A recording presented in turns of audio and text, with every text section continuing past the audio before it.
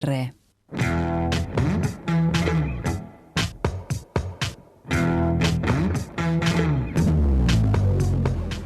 Reglamentación de la ley de cannabis permite el autocultivo, pero también, por ejemplo, la venta de aceites en farmacias. La nueva reglamentación de la ley de uso de cannabis medicinal cambia el paradigma después de años de prohibición. 5 años más tarde. Nosotros hicimos la ley para el cannabis medicinal.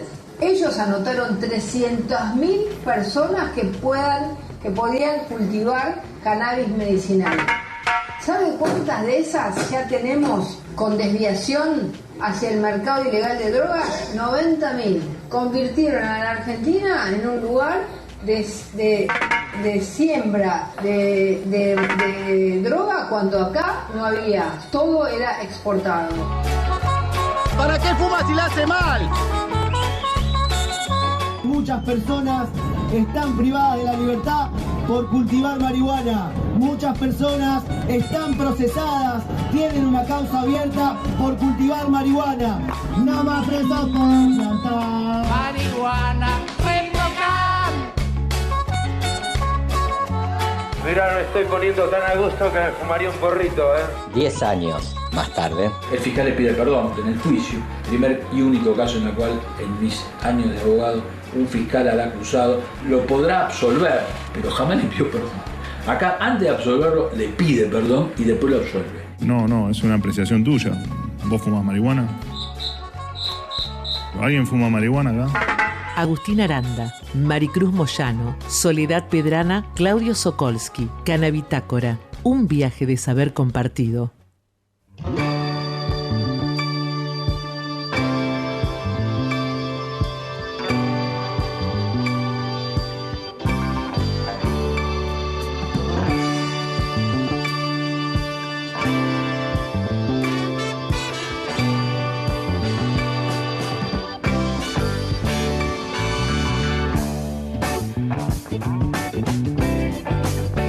Hola, ¿qué tal? Muy buenas noches, bienvenidos a una nueva edición de Canabitácora, este viaje de saber compartido que habitualmente los miércoles de 21 a 23 realizamos en Radio Universidad con mi amigo Agustín Aranda. Buenas noches, Claudio Sokolsky, buenas noches a Esteban Fofano, quien está en controles en esta edición 137 de este viaje de saber compartido que hacemos desde agosto de 2022 en Radio Universidad 103.3 y o por www.radio.unr.edu.ar a todo el planeta. Saludar también a Maricruz Moyano y a Sole Pedrana, que son parte del equipo. En este caso no van a compartir estudio, pero bueno, están siendo parte de este viaje de saber compartido desde el inicio, allá agosto de 2022. Bien.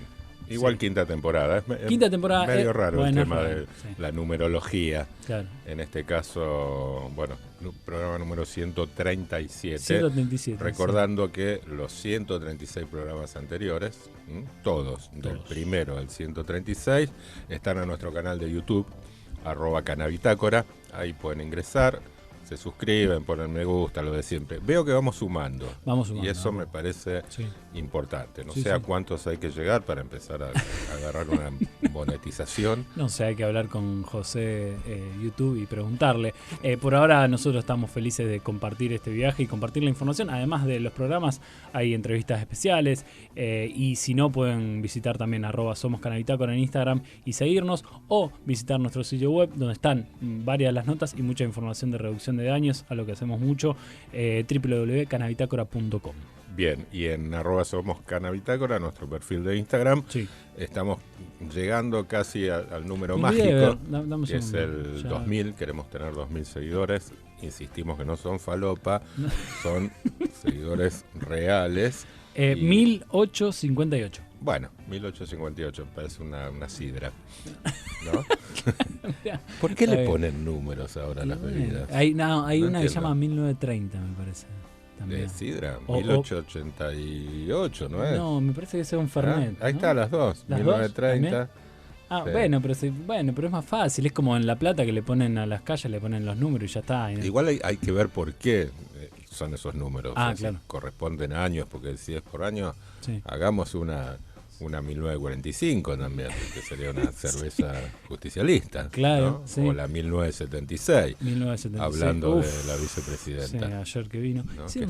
Hicieron una misa por un represor en la catedral. Claro. O sea, bueno, Che, los diarios cosas que pasan digan en algo. No digan que fue solamente un héroe de Ay, Malvinas. Dios mío. Bueno. No, Dios mío, no. Sí, no, bueno, pero Justamente. lo decía justamente porque era en la catedral. Adelantarles lo que vamos a transitar hasta las 23 horas. La primera hora vamos a charlar con Juan Larramendi, que es traumatólogo especializado en cannabis y deporte, profesional oriundo de Rafael, acá en el norte de Santa Fe. Hoy está en Buenos Aires, justamente formando Centro-oeste. ¿Centro? Oeste. Ah, yo quería que era más. Fe. ¿Sí? Ah, bueno, está bien. Ah, Sí, no. sí. No, está bien. Sí, sí, vamos sí. a referenciarnos geográficamente. Correcto. Y Vamos a hablar con- hincha de Rafaela, por cierto. Hemos hablado anteriormente con Juan y también de mucho de fútbol. Hoy está en Buenos Aires, justamente formando parte de la Marcha por la Salud que se desplegó en distintos puntos del país y cuyo epicentro fue Cava, para denunciar el desfinanciamiento en la salud pública en el gobierno de Javier Milei, con el lema "La salud no puede esperar". A mí me hizo acordar mucho a el lema que usó justamente la ONG Mamá Cultiva para empujar la discusión de la ley de cannabis medicinal, donde decían el dolor no puede esperar. ¿Se acuerdan de eso? Sí. Eso fue 2015, por ahí 2015, 2016. En la segunda hora vamos a recibir amigos y familia de la casa en Radio Universidad. Mauro Aguilar es periodista de amplia trayectoria en la ciudad. Hoy lo pueden escuchar en el programa Notas de Papel. En esta casa. Exactamente. Que él toma el análisis político del programa, actualidad, pero también vamos a hablar de su alter ego, porque es stand-upero o humorista, no sé, le vamos a preguntar bien. También es músico, es pianista, y junto a Lucas Aranda, que también es comunicador y periodista de esta ciudad. Que vendría a ser su hermano. Que vendría ¿no? a ser Para... mi hermano, me conoce desde que yo estoy en la panza. Bien. También es periodista Trapitos de la ciudad. al sol esta noche, no se los pierdan. No. Hoy en la ciudad está, en este caso, haciendo la cobertura deportiva en Radiofónica, justo en el medio, y en Escenario Mercenario, un programa de Juan Junco que ya no sé cuántos años tiene, yo era chiquitito y ya estaba. Pero bueno, Aguilar y Aranda, ambos, hicieron una banda de rock japonés en por Rosario, eso los invitamos. Y por eso los llamamos a que vengan a compartir esta noche. No le interesa a nadie. La banda se llama Jekyll, la pueden ya ir escuchando en YouTube, hay canciones muy muy lindas. Sí, y en Spotify. Tendrías que buscarlo ahí, porque en YouTube me costó un poquito, después le vamos a preguntar. Sí, no, yo escuché bastante en YouTube. Bueno, escuché en vivo cuando fui a ver, pero también en YouTube. Hoy no tenemos sorteos, ¿sí?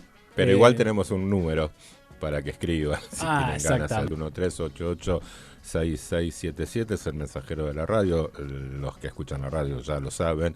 Si tienen ganas de...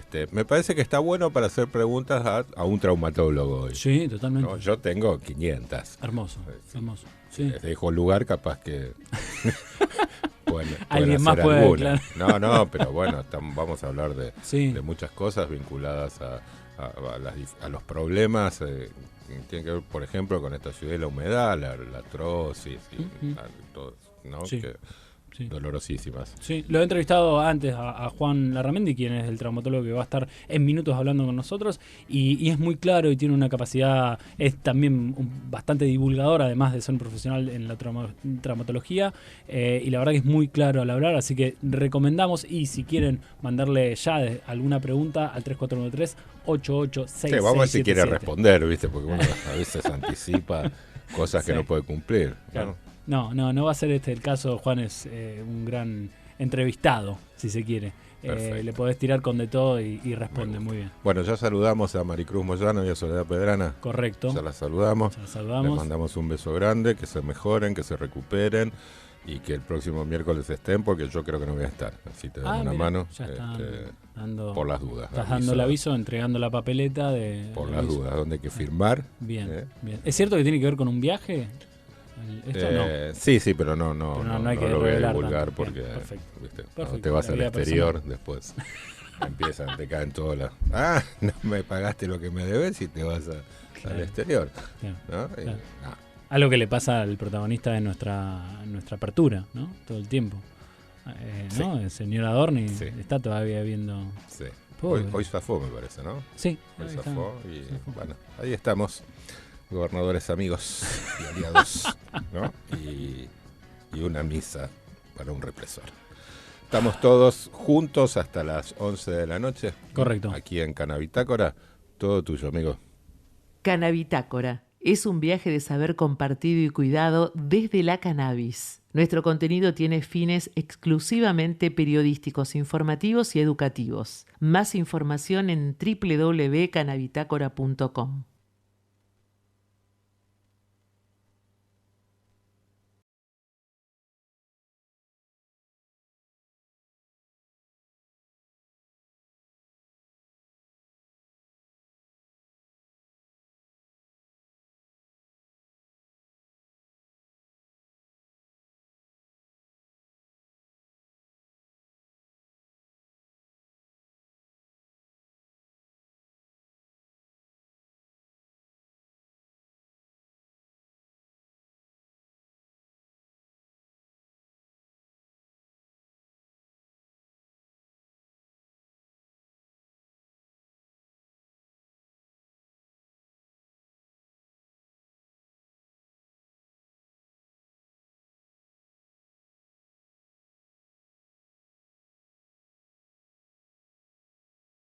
The time to be bought out of my mind. I've been walking for days. I don't have the time to play your kind of parlay. So won't you come home soon?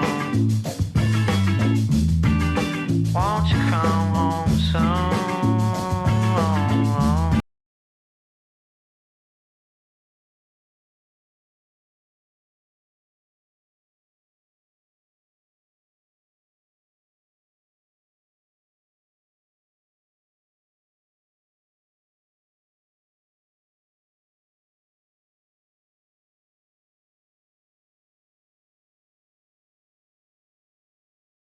For you to go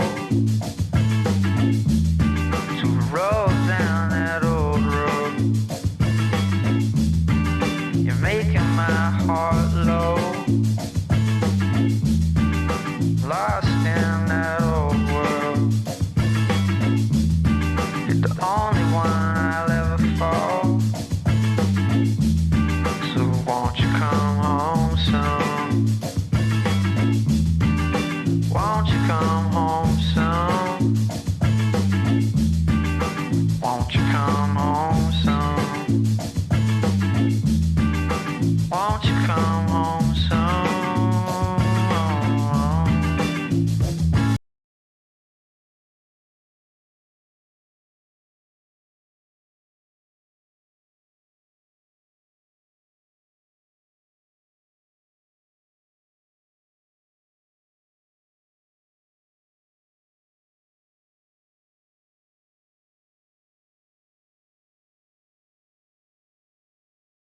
Cannabitácora es un viaje de saber compartido y cuidado desde la cannabis. Nuestro contenido tiene fines exclusivamente periodísticos, informativos y educativos. Más información en www.cannabitácora.com.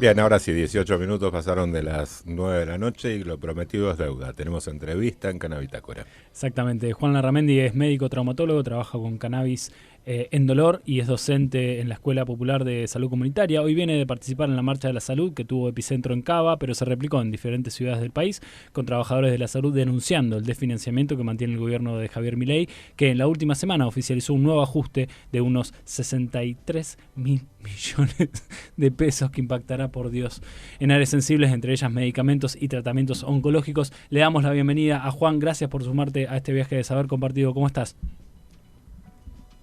¿Estás ahí, Juan? A ver, ¿se escucha? ¿No? Volvemos a intentar entonces la comunicación con Juan Larramendi, que es médico traumatólogo, a quien convocamos para que nos cuente cómo es su trabajo con la planta dentro de la traumatología, y decíamos que venía de participar él en la Marcha por la Salud, que se replicó en distintas ciudades. Yo estaba viendo reportes ya en Chaco, Santa Fe. Juan, ¿estás ahí? Buenas noches. Perdón, bueno, hola Agustín, hola equipo, ¿cómo están? ¿Cómo estás, Juan? Muchas gracias por un placer estar en conversación con ustedes. Tuve un problemita, los atendí desde la computadora. Está bien. Juan, contanos un poquitito inicialmente, porque vamos a la actualidad, cómo se vivió la movilización hoy, cuál es la situación de la salud pública en Buenos Aires, y también qué se puede decir a este argumento que se esgrime desde el inicio de este gobierno, en donde está la motosierra, está el recorte de presupuesto. ¿Cómo impacta eso en la salud? Sí, gracias por traerlo, por mencionarlo. Hoy hubo una marcha histórica.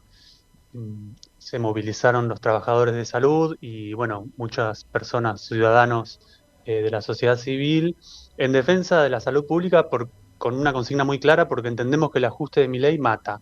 Eso está más que claro.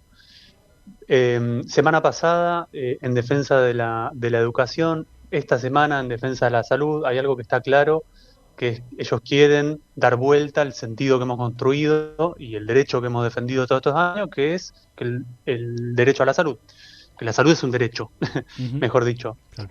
De esa manera venimos viendo todas las personas que trabajamos en distintos sectores públicos de salud o privados, todos los subsectores de salud, pero principalmente el público, muy castigado en los últimos meses, con el vaciamiento en la obra social más grande del país, que es el PAMI, que tiene 5 millones de personas, de una población vulnerable, afectadas, con el desmantelamiento del programa Remediar, que lo dieron de baja, con todo lo que tiene que ver con medicamentos oncomatológicos, recién, con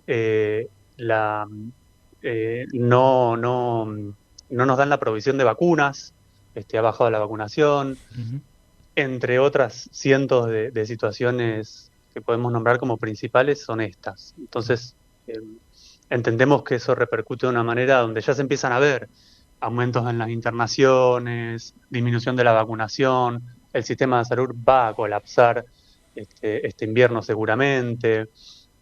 Pero bueno, algo que nos deja claro es que a este gobierno no le interesa las personas más vulnerables y la salud pública, en definitiva.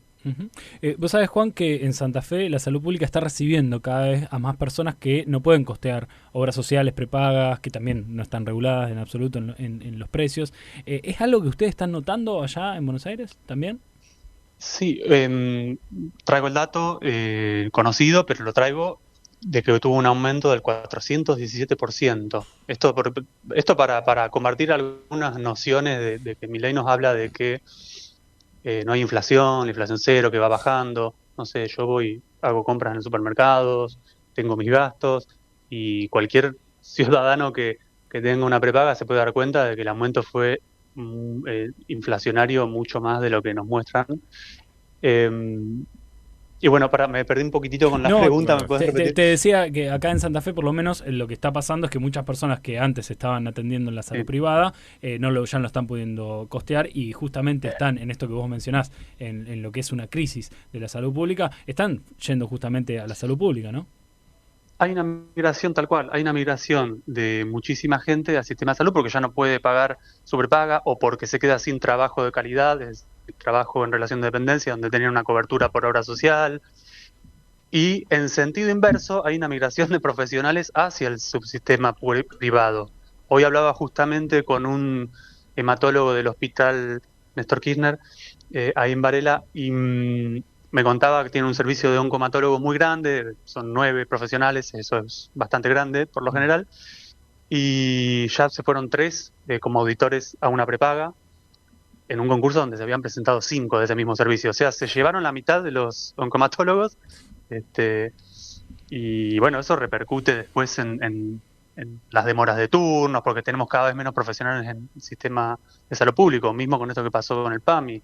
Médicos de cabecera están renunciando masivamente porque les pagan 2 alfajores por cada persona para atender cada viejo, cada vieja, les pagan 2.100 pesos.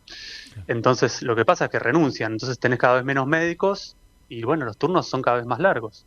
Ni hablar de que les quitaron los medicamentos gratuitos, ni hablar de que les quitaron los anteojos, ni hablar de que los odontólogos ayer dejaron de prestar el servicio con un comunicado. Entonces los dejan sin comer, los dejan sin ver. También no les compran los insumos de bastones y silla de ruedas, no los dejan caminar. Es una clara decisión política de que, bueno, no les interesa, digamos, que los viejos se mueran. Eso es lo que opina claramente Milei con las acciones, ¿no? Claro. Vos sabés, Juan, no sé si lo vieron, ayer se viralizó un video de una jubilada que ya no puede comprar sus remedios para el cáncer, o los compra un mes sí, otro mes no, y diciendo que bueno, que ya está, que ella ya está grande, que sus hijos están bien, como absolutamente resignada. No sé si tuvieron oportunidad de verlo, una cosa tristísima. Y bueno, qué difícil después de hablar de todo esto meternos en nuestro tema, ¿no? Pero sí agregar algo que decías al principio, Juan, que digo, va en contra del principio económico. Vos mencionaste que aumentan las internaciones, y parte del atasco y de la crisis que va a tener la salud pública es justamente porque vos la estás desfinanciando y llegás a tener una salud que va a estar en colapso y que va a ser más cara, digamos, para el Estado. Claro. Exactamente. Termina repercutiendo, tenés, por ponerte un ejemplo, en la provincia de Buenos Aires, que es donde está el 30% de la población más o menos del país, pero para poner un ejemplo, tenés justamente un 30% de personas vacunadas, de viejos, ¿no? De adultos mayores, cuando tendrías que tener un 80% a esta altura del año. Eso va a repercutir porque, si bien una gripe para muchos puede ser una tos, puede ser algunos síntomas, para algunas personas pueden ser un problema grave de salud. Y eso va a requerir internaciones, que al día de ayer tienen un 90% de ocupación los hospitales de la provincia de Buenos Aires. Entonces lo que sucede es que va a colapsar, va hacia un colapso el sistema de salud. Y esto que traía recién acá el colega, no lo vi al video, pero sí es algo muy frecuente. Cualquier persona que trabaje en salud, nos encontramos transcurriendo mucha angustia porque lo que sucede es que no tenés respuesta, no tenés insumos, no tenés medicamentos, no tenés cómo combatir los problemas de salud de las personas. Entonces yo invito a que se paren enfrente un rato de cualquier oficina de obra social o prepaga, ni siquiera vayan al sistema público, y van a ver gente afuera llorando, se van a encontrar con situaciones muy difíciles, muy fuertes. Como bien decía Claudio, la invitación era para charlar de traumatología y cannabis, lo vamos a empezar a hacer ahora, pero sí queríamos darnos el tiempo, ya que participaste de esta marcha por la salud, de dar cuenta de qué es lo que está pasando. Ahora sí, vamos al inicio de cómo vos te conectás con la planta para empezar a trabajar en traumatología. ¿Cómo fue? Primero como usuario, yo tuve mi primer consumo de tipo experimental, como la gran mayoría de las personas. Experimental quiere decir que de vez en cuando, ocasional, durante mi adolescencia. En mi caso fue a los 14 años, fui de muy chico. Esto lo traigo porque no estoy para nada orgulloso de esto, sino al contrario. Hoy en día esto lo revisé y lo pensé durante mi práctica. Digo, qué bueno que hubiese estado, que alguien me acompañe, que alguien no haya tenido una mirada provisionista desde cualquier trabajador del sistema de salud, ¿no? Que no haya un rechazo. Hoy en día tenemos muchos profesionales que estas terapias no les gustan, no las avalan, las prohíben, y que me parece que justamente una población tan vulnerable como la adolescencia, está bueno que te vayan acompañando, que te brinden una estrategia de reducción de riesgo y daños. Estamos hablando de 20 años, ¿no? Pero bueno, primero como usuario y después más al presente, principalmente con la articulación, con la reglamentación de una política pública como la ley de cannabis medicinal a través del decreto reglamentario del REPROCAN, del registro del programa de cannabis, donde ahí cuando a las 2 semanas que sale el decreto digo, pucha, esto está sucediendo, porque la ley venía de varios años, 4 años, de estar medio como letra muerta, sin funcionamiento. Entonces, bueno, cuando me doy cuenta de que esto estaba sucediendo, me puse a ver cómo hacer el consentimiento informado, que primero lo habían pasado de una manera y había que completarlo, y empecé a ensamblarlo con mi práctica porque el cannabis es muy ganador y tiene muy buenos resultados en todo lo que es dolor crónico. Y específicamente en dolor osteomioarticular es algo muy frecuente porque hay problemas de salud con dolores en el trabajo, problemas de salud con el crecimiento, con la edad cronológica, lesiones deportivas, lesiones quirúrgicas, postoperatorios. Entonces es toda una rama bastante grande, muy frecuente, y donde es muy ganador la planta de cannabis, muy ganadora. Hablamos de esta manera muchas veces cuando tratamos de hablar de alguna técnica o algún recurso en medicina que nos da muy buen resultado, decimos que es muy ganadora, y me terminó sucediendo eso. Repaso, los traumatólogos somos bastante sí o no, nos movemos por algoritmo, una fractura, qué tipo de fractura, por esto, por lo otro, nos sirve o no nos sirve. Y con la planta de cannabis me sucede que tengo muy buenas respuestas y muy buenas devoluciones de las personas que lo usan. Bien, bien. Sobre todo, en adultos mayores. Eso te iba a preguntar, digamos, lo mencionaba incluso cuando hablábamos de la Marcha por la Salud, pero ¿qué población y qué tipo de padecimientos en esa población en particular? Ahí la planta es ganadora, me gusta el concepto de planta ganadora, estamos llegando al Mundial, me gusta, nos entusiasmamos. La población de las personas mayores, o mismo cualquier persona que tengamos más de 30, 35 años, ya empezamos con algunos dolores, el cuerpo no es el mismo, la rodilla soportó 30 años de peso, la columna también, entonces empiezan a haber un montón de lesiones propias del desgaste, ¿no? Pero bueno, respondiendo un poco mejor, esto de en personas mayores es muy ganador y muy bueno la devolución, porque esto de hay gente que no camina quizás hace años, que puede caminar 1 o 2 cuadras, porque tiene un dolor lumbar, porque tiene lesión del ciático, porque tiene artrosis en la rodilla. Y lo que sucede con la cannabis es que pueden recuperar mucha calidad de vida que hace años no tenían. Hay que tener ciertos recaudos, porque justamente como los beneficios y las respuestas a veces son relativamente rápidas, en una cuestión de días ya se siente mucho mejor. Además, depende del preparado que uses, pero si usas un preparado con una buena cantidad de THC, también tenés como meta, como blanco terapéutico, la estabilización del estado de ánimo, entonces se empiezan a sentir mejor, se envalentonan y salen a caminar, y bueno, eso te puede producir el efecto contrario, que es que una persona que se caiga, porque hace mucho que no camina, que se mande a caminar por veredas que están por ahí en mal estado. Entonces hay que tener como ciertos recaudos y hacer un acompañamiento despacio y de a poco, como me enseñaron en la Facultad de Rosario, que es donde hice yo mi formación específica en relación a la cannabis, que tiene para mí la mejor oferta, la mejor propuesta académica en todo el país. Juan, hablas de los usos y los preparados, supongo que con aceites. También se puede pensar en usos tópicos, o sea, en cremas. ¿Trabajás con eso? Las cremas andan muy bien, los aceites andan muy bien, las cremas andan espectacular, y yo desde los inicios tengo incorporado de que todo lo que es la vía inhalatoria, ya sea por vaporización o combustión, es una vía muy, muy valiosa de rescate. Hay dolores, hay crisis muy intensas de dolor, donde con algunas bocanadas de alguna flor seca rica en THC, podemos pasar esa inhabilitación que nos da cualquier dolor muy intenso, ¿no? Uh-huh. Así que sí, hay cremas que dan muy buen resultado, los aceites también, y no quiero dejar afuera repaso un poco las vías inhalatorias, ¿no? Uh-huh. De administración. Hay que aprender a usarlas, claro. Hay una psicoactividad, pero generalmente, muchas de las personas que se acercan, salvo los adultos mayores, ya lo probaron y bueno, claro, lo usan bastante. Claro.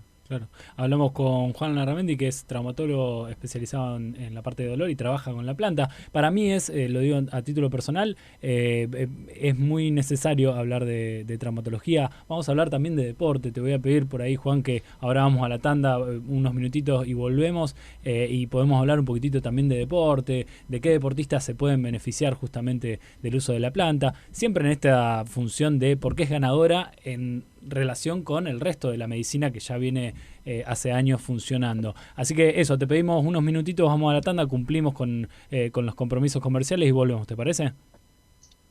Seguro. Gracias, aquí estaremos. Juan. Gracias. Seguinos en las redes @Somos Canabitácora. Y si querés escuchar alguno de los programas anteriores, visita el canal de YouTube @Canabitácora. Podés suscribirte y recibir todas las novedades de este viaje de saber compartido. ¡Pisalo! ¡Dale! ¡Mátalo al 4! No entremos en esa. La violencia no juega. Consejo Municipal de Rosario. Celebramos el 25 de mayo con el tradicional Festival del Pastelito. El domingo 24, desde las 10, en el Parque Alem, con entrada libre y gratuita. Música, baile, feria, talleres, patio de juegos y gastronomía para celebrar a nuestra patria. Toda la info en rosario.gov.ar/cultura. Organiza Municipalidad de Rosario. Canabitácora es un viaje de saber compartido y cuidado desde la cannabis. Nuestro contenido tiene fines exclusivamente periodísticos, informativos y educativos. Más información en www.canabitácora.com.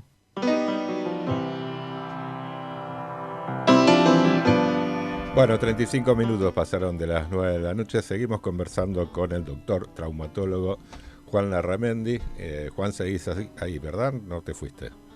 Acá estamos. Perfecto. Bien. Buen alumno, además. Buen alumno. Antes de pasar a la parte de deporte, que quiero que hablemos bastante, para vos profesional, lo mencionabas en el bloque anterior, hablando de lo que es la oferta académica hoy en UNR AUPAC, que fue la que te habilitó a vos el conocimiento sobre la planta. ¿Qué habilitó esto de la planta como vos en un profesional? Sobre todo lo pienso como buena parte de los profesionales que se formaron, digamos, en medicina, sin abordar el sistema endocannabinoide. Digo, ¿qué te pasa como profesional cuando te graduaste, terminaste de estudiar y después te encontrás con que había un sistema que nunca te dieron en la escuela, por decirlo de alguna manera? Bueno, por supuesto que una gran sorpresa y un montón de información que uno se encuentra medio como que se destapa, ¿no? Algo, se abre una puertita que uno no conocía. Yo lo único que había leído en relación, y eso que buscaba, porque como te digo, soy usuario de hace muchos años de la planta de cannabis, me acuerdo de un libro de fisiología de Bernardo Hussey, que era premio Nobel, y nombraba, bueno, un poco la psicoactividad y los efectos sedantes a los 35-40 minutos de las caladas, punto. Era todo lo que teníamos, toda mi formación en cannabis en la facultad. Yo cursé en la Universidad Nacional de Córdoba, fue esa y fue medio por motus propio, porque en realidad en la currícula no estaba. Así que qué gran sorpresa encontrarnos con un sistema que es un poco a veces más difícil de comprender. Esto lo traigo mucho en las consultas, porque si yo te digo aparato respiratorio, muy fácil, los pulmones. Sistema respiratorio, sistema cardiovascular, corazón y vasos. Pero yo te digo, sistema endocannabinoide no tiene algo más tangible, es algo abstracto. Sistema de señalización molecular muy abstracto. Entonces, y al tener tantos componentes y tantos cannabinoides, tiene múltiples efectos y tantos efectos como síntomas puede tratar.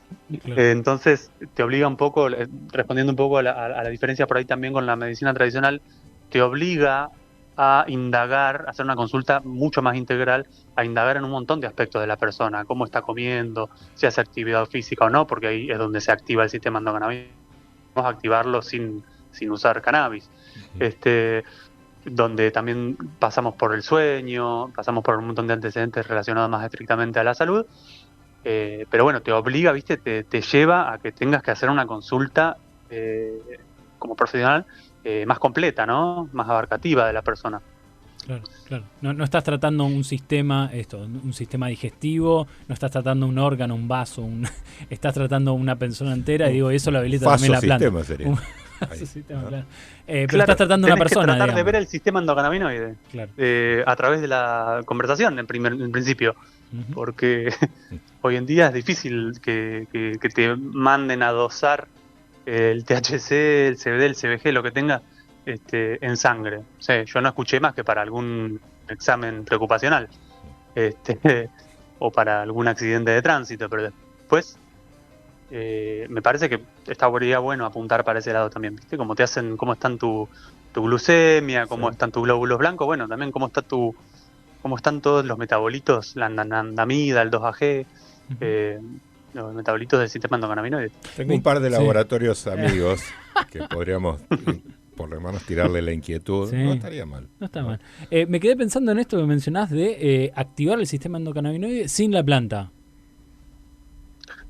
Bien, en palabras un poco más, es como darle mecha a tu porrito interno. De esa manera muchas veces lo explicamos.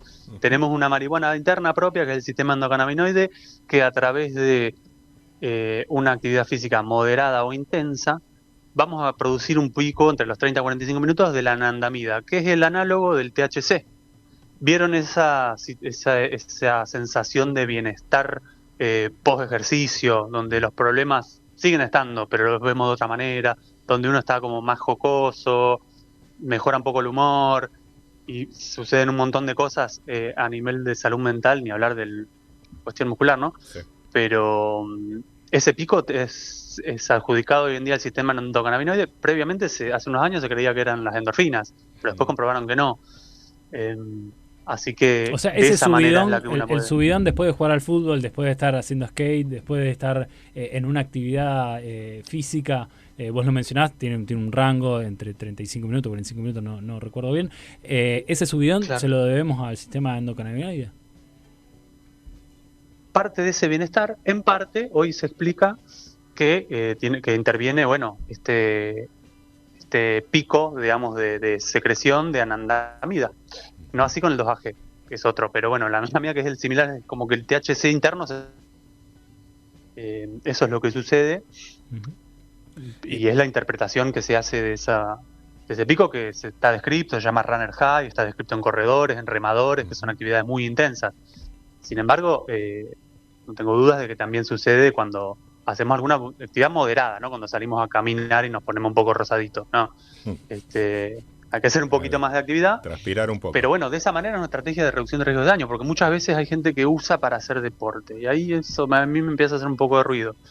Porque, ¿qué tanto tenés que mejorar la experiencia de realizar un deporte que ya de por sí te va a hacer socializar, te va a hacer divertir, te va a mejorar en todos tus sistemas? Ni hablar que en la salud te va a mejorar todos los índices metabólicos.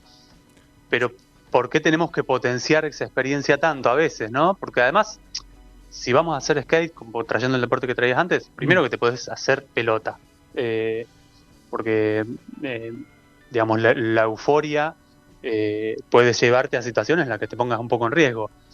Y esa misma euforia, si vas a hacer un deporte en equipo, como mucha gente lo usa para jugar al fútbol, por ejemplo, a mí me parece que no está bueno, que habría que modificarlo, porque puedes lesionar a otra persona, porque estás emocionado, estás divertido, vas a trabar fuerte, cada pelota la vas a disputar mucho, entonces te puedes lesionar también vos. Me parece que ahí hay que tener como ciertos recaudos. Yo lo que aconsejo es hacerlo después. Además vas a fumar menos, está bueno eso, no vas a estar saturando el sistema, el tono endocannabinoide propio, no lo vas a llevar tan lejos, ¿viste? Porque después lo que pasa es que vas a necesitar más porro para poder tener el mismo efecto, y eso por ahora no está tan bueno. No sé si vale debatir y poner otra biblioteca en este caso, Juan, sí. Teniendo en cuenta que bueno, también pasan los años y uno cuando hace el ejercicio, cuando va a jugar a la pelota con los amigos, se quiere divertir. Y muchas veces causa ese efecto, digamos, ¿no? El usar antes te baja también a veces un par de cambios. Me parece que tiene que ver también con el tema del disfrute. No estamos hablando ni a nivel profesional ni. Ahora en breve vamos a preguntarle. No, eso obviamente que sí, pero Yo a veces lo recomendaría, inclusive a algunos amigos Claro. que se van, ¿no? Que se pasan de ese nivel de ganas de un lindo todo, debate. ¿no? Está bien. Qué sé yo, para ponerlo en perspectiva también.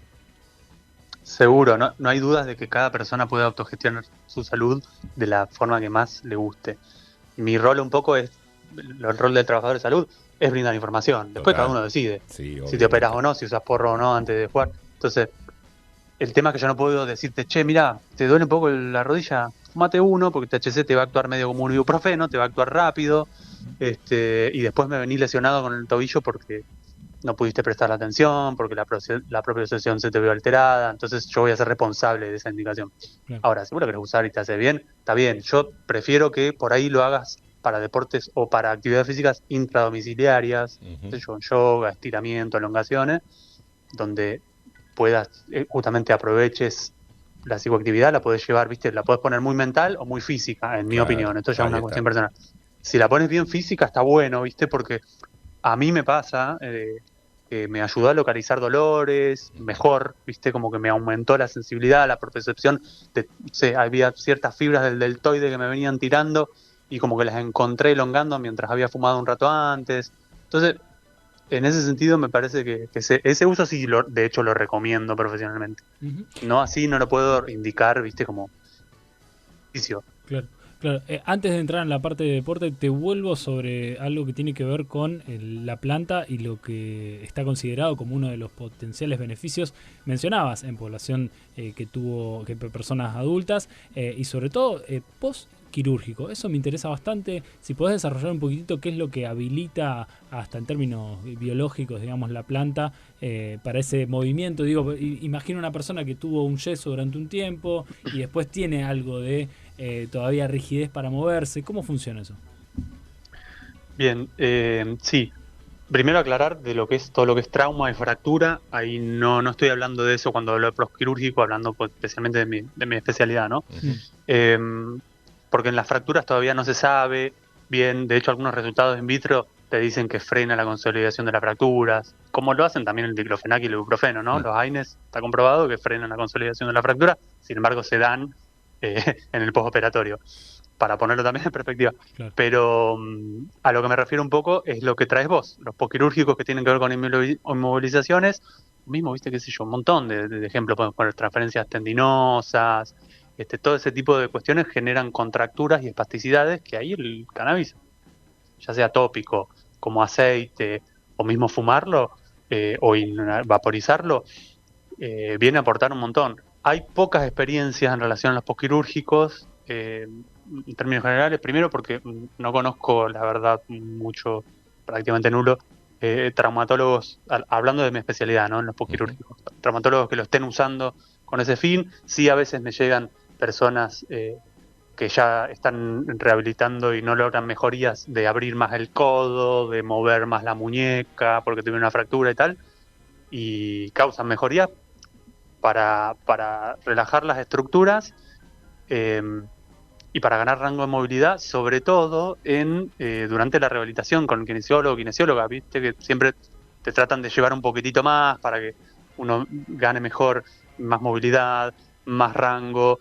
En ese sentido, me parece que tenemos que darle más bola, incorporarlo más en los postquirúrgicos. Mismo los cierres de herida, hay experiencias de gente de Bahía Blanca, no es postquirúrgico, ¿no? Pero por ejemplo, úlceras diabéticas, las úlceras arteriales diabéticas son muy difíciles de cerrar. Cualquier médico que haya tratado un pie diabético lo sabe. Y con cannabis hemos visto resultados en 120, 130 días. Está bien, no son una semana, pero en 2 o 3 meses se cierran úlceras arteriales que están documentados y todo. Y eso es una notición. Entonces, a nivel. Ya me lo anoté para preguntar en Bahía Blanca. Ya me lo anoté. Claro. Sí, en el Ateneo de la SAED se habló de esto hace unos años.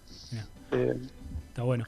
Hablamos con Juan Larramendi, que es traumatólogo especializado en dolor y usa la planta. Ahora sí, llevarte, Juan, a esto que tiene que ver con el deporte profesional o deporte federado. ¿Cuál es hoy la situación en términos de los límites que entiendo que se corrieron no hace mucho tiempo de los organismos que controlan a quienes compiten?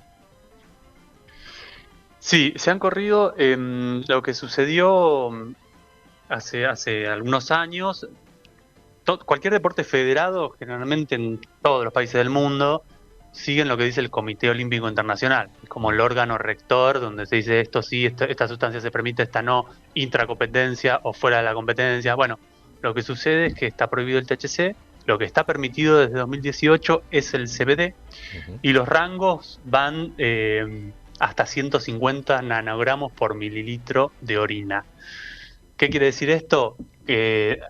Trazas de THC en orina ya hacen que ese deportista sea interpretado como que usó cannabis para mejorar su rendimiento, con lo cual me parece una contradicción, porque viniendo del Comité Olímpico Internacional, si un deportista se está preparando toda su vida, o por lo menos 4 años, para dar una competencia que en segundos quizás, si es, no sé, una competencia para correr o una competencia en natación, no son partidos de 90 minutos, se están preparando con muchísimo esfuerzo, y no creo que vayan a usar cannabis en los momentos previos o el día previo a la competencia. Entonces ahí me parece que hay una contradicción y de hecho no sé, me parece que hay un gran tabú alrededor de eso. Y bueno, con respecto a lo que es usos en profesionales, yo lo que mi interpretación de que no se conocen tantos casos como en realidad existen, porque sucede esto, directamente es como que te van a poner el foco, ¿no? Si vos hay jugadores de fútbol que vos lo escuchás de la selección argentina que cuentan anécdotas de otros jugadores durante el mundial fumando marihuana, claro. En otras habitaciones, y dan algún que otro nombre, y bueno, viste, qué sé yo, ahí yo acá abro el debate con nada cerrado. ¿Qué diferencia hay de usar cannabis para afrontar situaciones de muchísimo estrés, para poder descansar mejor, con la cábala que contaban los jugadores también, que antes de entrar al partido se daban no sé cuántos caramelos sus de cábala, que eran muchos, más de 20, y uno en el campo de juego, hiperglucemia, y eso no es afectar el rendimiento deportivo también. Pero perdón, y también estaban haciendo exhibicionismo, porque uno de las tantas costumbres o cábalas ahora de la selección es que creo que 2 jugadores tienen que ir a comer caramelo en la mitad de la cancha un ratito, una cosa, y de nuevo, y ahí le están metiendo. Bueno, antes que llevarlo a García. Bueno, por eso, viste, también el azúcar no es una sustancia prohibida, pero no hay dudas de que el azúcar te despierta y te puede mejorar el rendimiento, digamos. Si estamos con esa vara de que es mejorar el rendimiento que no, te puede producir mejoras en un montón de habilidades y destrezas intrajuego. Lo mismo que el café, lo mismo que un montón de otras situaciones. Entonces, no se entiende bien. Pero bueno, en la Argentina, volviendo un poco al origen de la pregunta, en Argentina toma lo que designa el Comité Olímpico.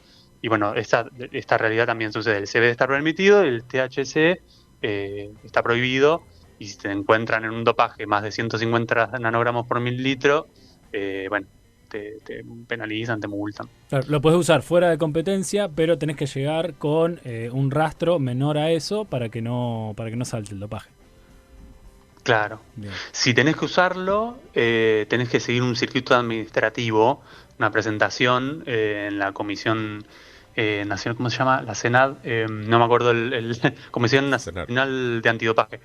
Tenés que hacer una presentación ahí si usas alguna sustancia que contenga niveles de THC más elevados, ¿no? Claro, digo, en este caso, por ejemplo, alguien que está dentro del registro del programa de cannabis, el ReproCan, debería cumplir este trámite dentro de esta oficina de dopaje para decir, miren, tengan en cuenta que yo estoy utilizando eso para no llegar al momento de la competencia y haya un testeo que le dé positivo, ¿no?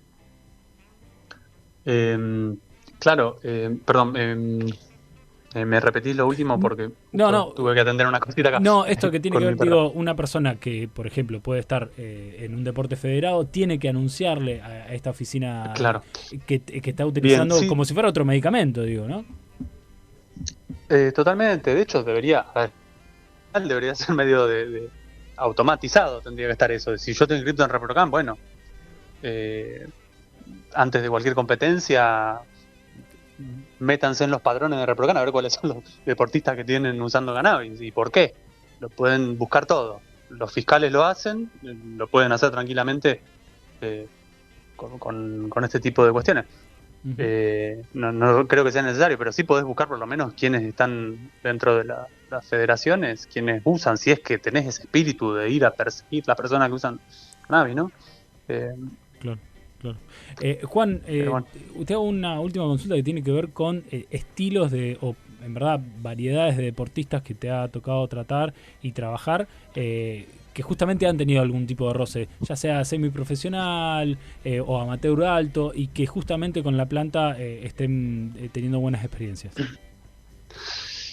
Todos los deportes de colisión, es decir, no de contacto, de colisión, que son todas las artes marciales, la MMA, rugby, todo ese tipo de deportes, muchísimas personas usan cannabis para los dolores, porque además sabemos que son deportes que traen lesiones, luxaciones de hombro, fracturas, un montón de fracturas, y eso trae aparejado dolor crónico, sobre todo cuando ya dejan de competir, ¿viste? Entonces yo veo mucho de ese tipo de pacientes, personas que jugaron de manera profesional o semiprofesional, amateur principalmente, y que después de varios años vienen con un montón de dolores.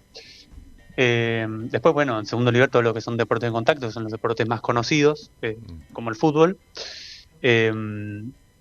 Y después, bueno, muchas personas que hacen running, muchos corredores, maratonistas, ese tipo de personas usan mucho la planta para tema de dolores y fatiga muscular. El CBD es muy bueno para ese tipo de cosas. Lo que se recomienda es usarlo 1 a 4 horas previo a la realización de la actividad física, porque de esa manera ya tenés un pico en sangre que al momento de estar haciendo el deporte ya te va actuando sobre la inflamación que produce esa lesión fisiológica que se arma cuando hacemos algún deporte intenso, ¿no? El músculo se rompe y sobre eso después se reconstruye, pero bueno, pasa un proceso inflamatorio que hace que el otro día te duela, que hace que después el rendimiento te tengas que esperar un poquitito para volver a comer.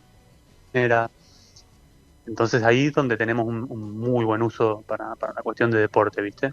Relacionado al CBD, ¿no? ¿Y Juan, qué sabes sobre el tema en otros países, la utilización del cannabis en deportes? ¿Tenés algún tipo de información? Sí, a ver, es muy similar en un montón de lugares. Entiendo que la NFL ya levantó las restricciones con el THC. No me acuerdo si la liga de básquet, sí, básquetbol también, la NBA también. En los Estados Unidos están bastante más avanzados en algunas cuestiones más permisivas, ¿viste? Una mirada un poco menos prohibicionista en el deporte.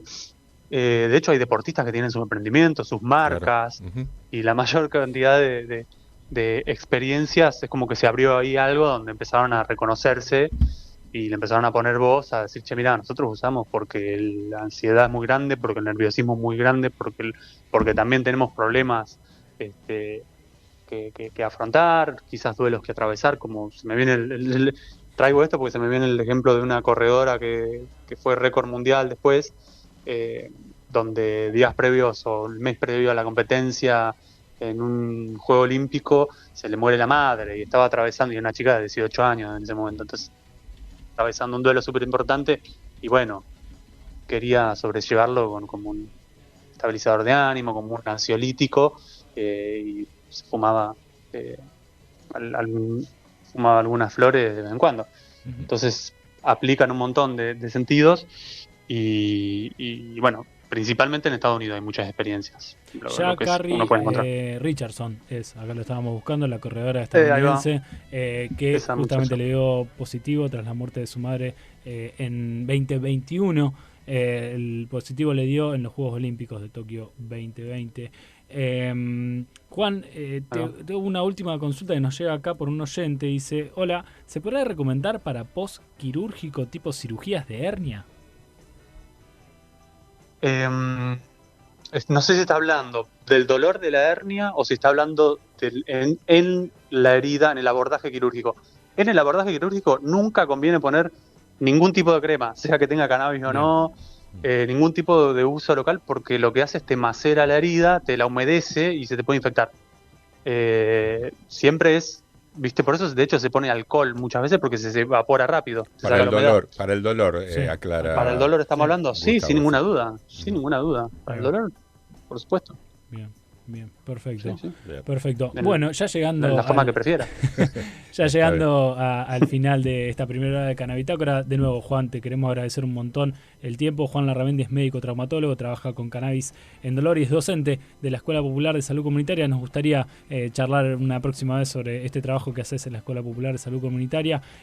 Agradecerte mucho, recordar que venís de estar en la Marcha por la Salud, que tuvo epicentro en Cava, pero se replicó en diferentes ciudades del país con trabajadores, y vos bien decías también ciudadanos que están denunciando el desfinanciamiento que mantiene el gobierno de Javier Milei, que en la última semana oficializó un nuevo ajuste, uno más. En este caso con áreas sensibles, medicamentos, tratamientos ontológicos, y de nuevo en un principio antieconómico, como bien mencionaba Juan, de cómo está llevando ese desfinanciamiento a una crisis en la salud pública. Juan, muchísimas gracias. Gracias a ustedes, que tengan muy buena semana. Un abrazo. Saludos a todos. Cannabitácora es un viaje de saber compartido y cuidado desde la cannabis. Nuestro contenido tiene fines exclusivamente periodísticos, informativos y educativos. Más información en www.cannabitácora.com. Radio Universidad 103.3. Radio UNR. Vamos a la tanda y en un rato volvemos.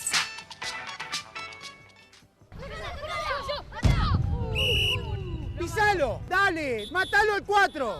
No entremos en esa. La violencia no juega. Consejo Municipal de Rosario.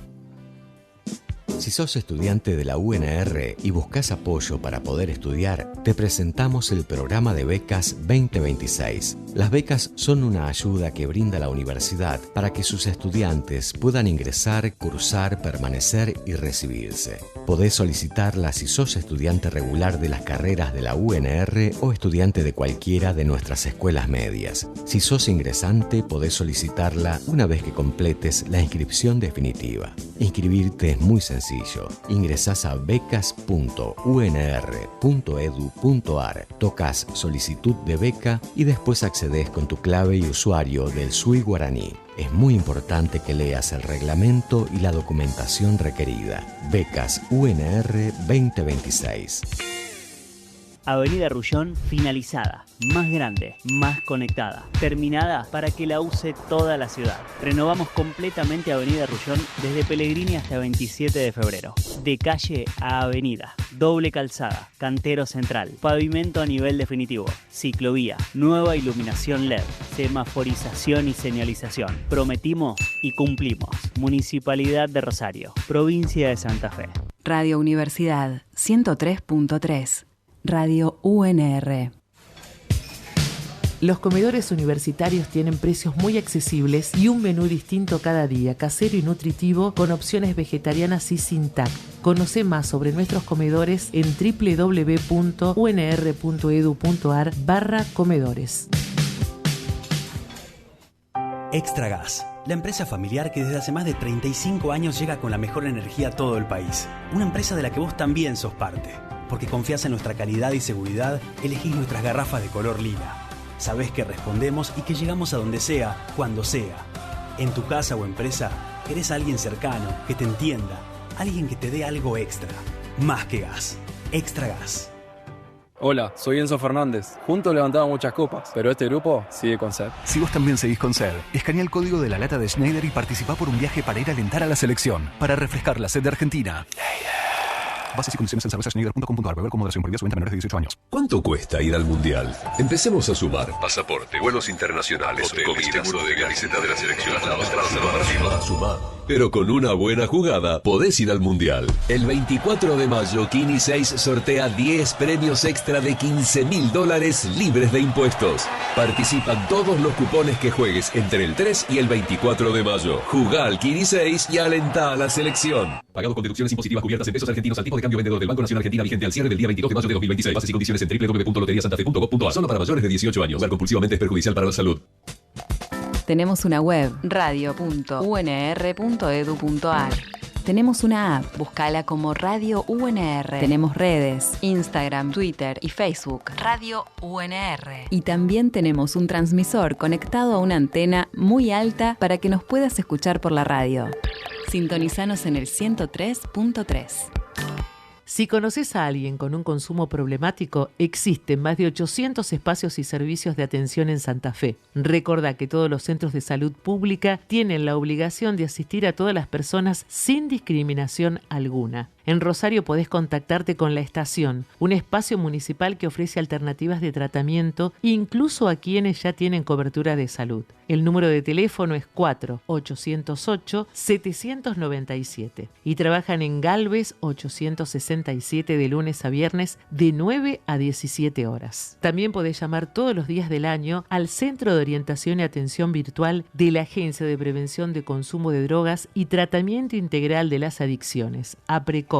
El número es 0800-268-5640 o bien al 3415-407653. Recordá que Cedronar mantiene la línea telefónica 141, un servicio disponible las 24 horas para asesorarte en los servicios y dispositivos de salud más cercano para vos. Para más consultas podés escribir a cinterior@cedronar.gov.ar. Canabitácora, un viaje de saber compartido y cuidado.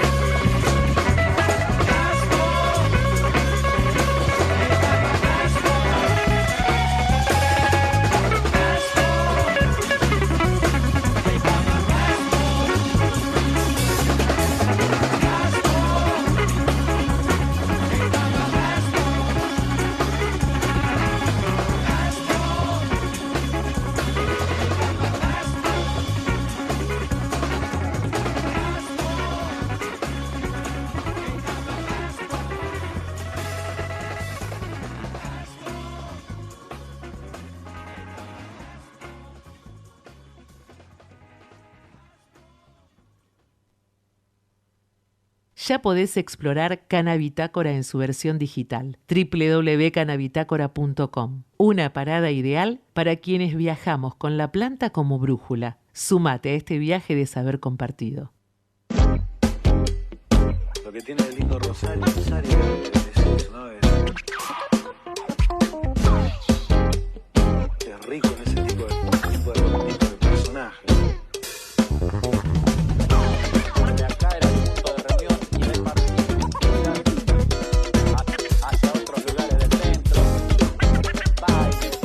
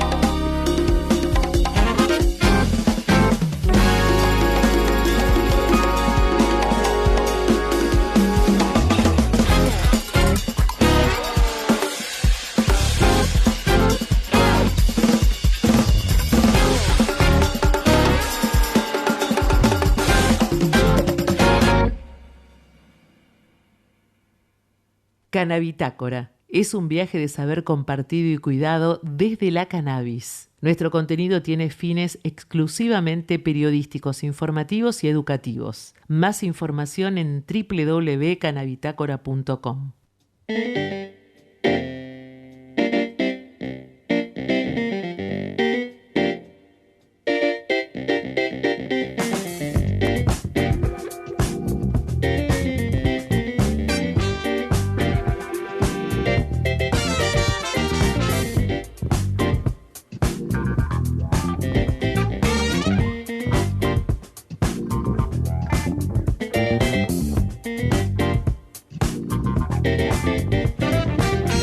Bueno, nos acomodamos para entrar en la segunda hora de Canabitácora. Pasaron 14 minutos de las 10 de la noche. Vamos hasta las 11 acá en el 103.3. Si estás en cualquier lugar de la galaxia, radio.unr.edu.ar. Y para ver todos nuestros contenidos, sí, claro, que ahora bien, se día dice contenido, contenidos, muy bien, perfecto. Canabitácora.com, que Correcto. es nuestro sitio. Y los 136 programas en @Canabitácora. Entran, se suscriben, ponen me gusta.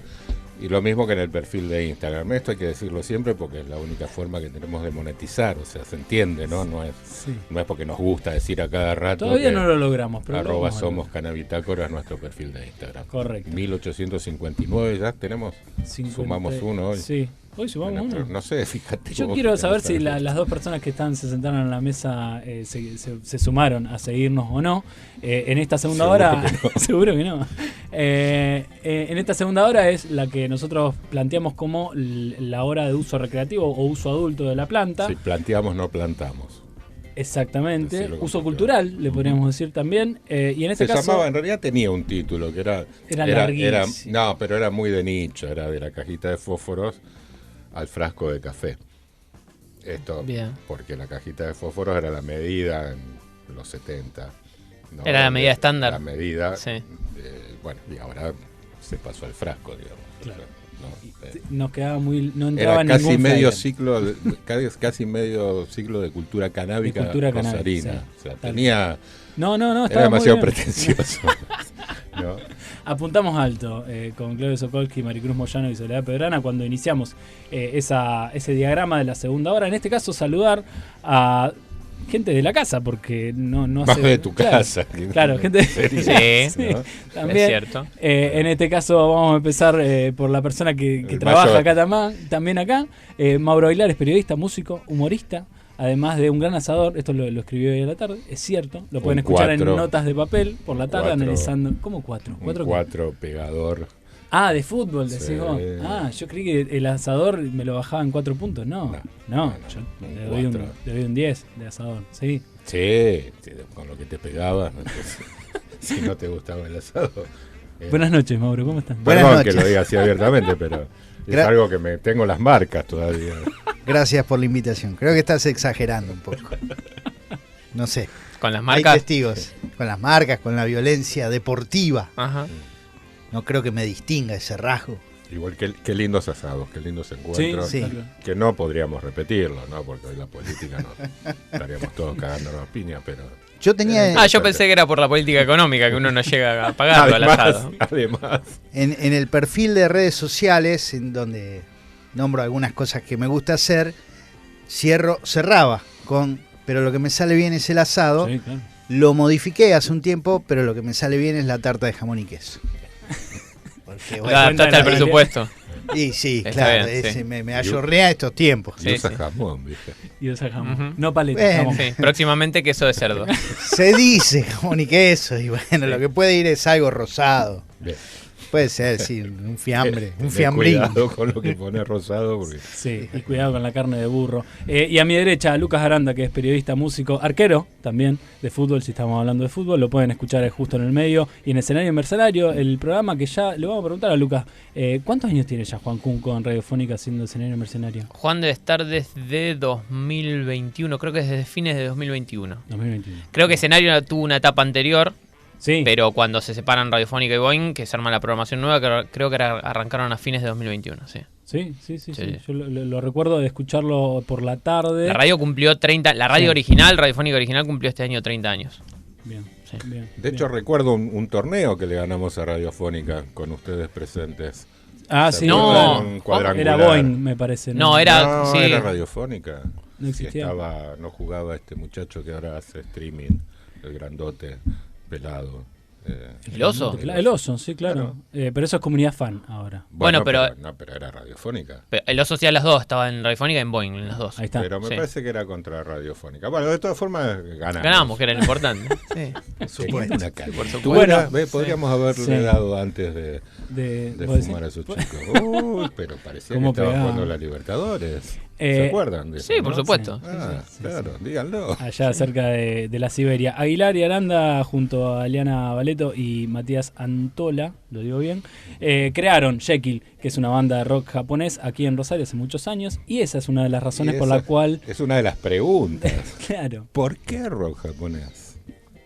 La va a contestar Lucas, claramente. Bueno, sí. La banda surgió a partir de una relación anterior que no era musical, que era con Eliana, que era la cantante, porque Eliana era mi profesora de japonés.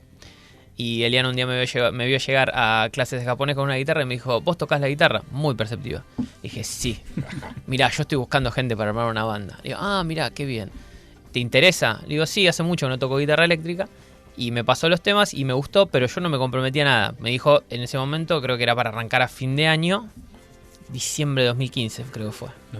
2015. Estábamos terminando el año. Y quedó el proyecto dando vueltas y me preguntó y empezamos a pensar en la posibilidad de juntarnos a ensayar. Ella había conseguido un bajista que era Mati y nos faltaba baterista. Y un día, cuando todavía existía la corresponsalía de Clarín, donde trabajamos con Mauro muchos años, Mauro trabajó más que yo ahí, llegué una tarde y le conté que estaba dando vueltas esto, a él le interesó y le pasé los 4 temas que yo tenía en ese momento, que fueron los primeros 4 temas que elegimos para tocar, de los cuales creo que hubo uno que nunca llegamos a tocar. Ni siquiera prepararlo, un tema que nos gustaba mucho, que yo lo escuché toda la vida y nunca lo llegamos a tocar, que fue como la espina que me quedó clavada a mí. Bueno, ¿y por qué, digamos, ya dejo de lado la pregunta por qué rock japonés? ¿Por qué japonés? ¿Por qué estudiabas japonés? Yo empecé a estudiar japonés porque quería saber cómo se escribía en japonés. A mí me fascinaba la idea de no escribir con letras. Me parecía increíble, no lo entendía, entonces quería entender eso. Y mi primer acercamiento al japonés fue justamente gracias a la UNR, porque yo el primer estudio que yo hice fue en el CLEC, que era el Centro de Estudios de Lenguas Extranjeras que quedaba en San Juan entre Paraguay y Presidente Roca, que ahora ya no está más, es una escuela.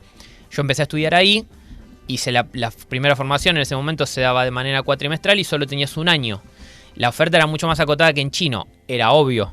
Entonces, si querías estudiar chino, también podías aprender a dibujar y funcionaba de la misma forma. Mi pregunta se respondía de la misma forma. ¿Por qué elegí japonés? Porque yo en esa época estaba bastante copado con el cine japonés, con el cine animado, y conectaba más desde ese lado. Pero en el cine animado no había mucho para ver de cómo funcionaban los ideogramas, los kanji, aprender a escribir todo eso.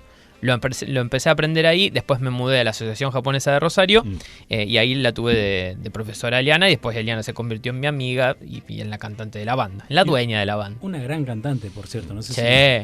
¿Ya tiene escuchar algo? Sí, ¿Podemos? ¿Tienen ganas? Sí. Perdón, te corté, ¿ya tiene? No, que Jekyll ya existe en Japón, les quiero contar.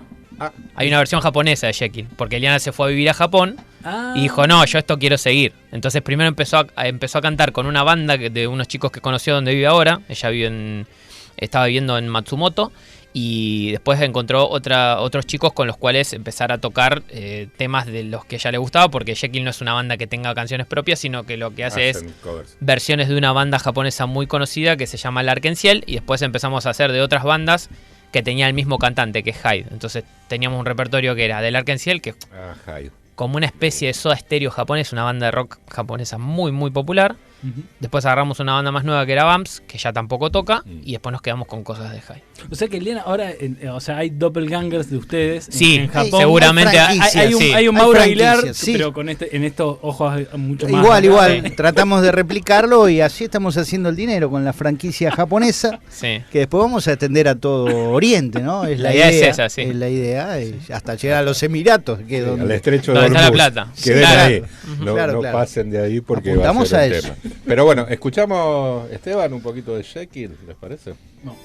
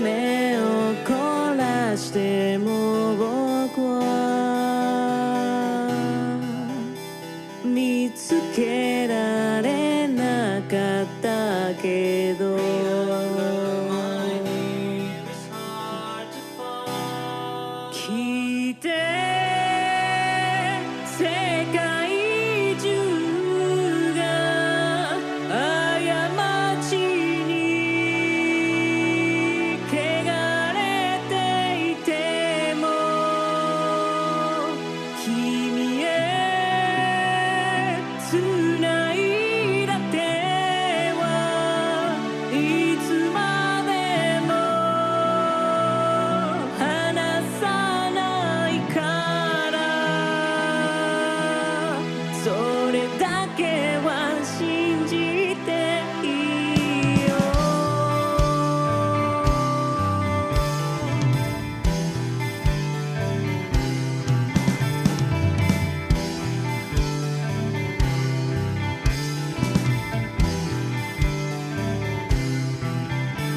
やっと手を伸ばして掴んだ嬉しくて抱きしめたそれはとても儚くてすぐに枯れて腐ったよ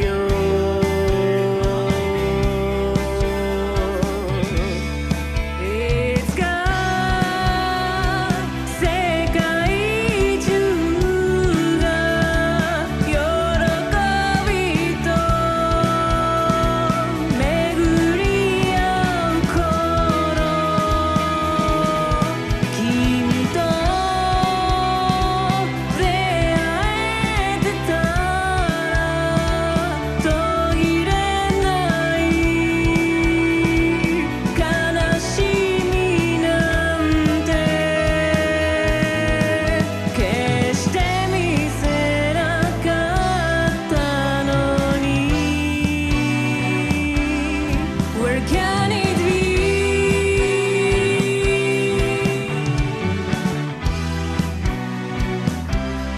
Where can it be?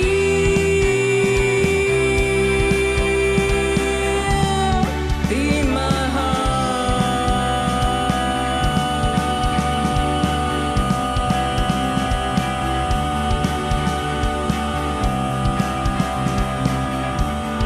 聞いて世界中が過ちに汚れていても君へ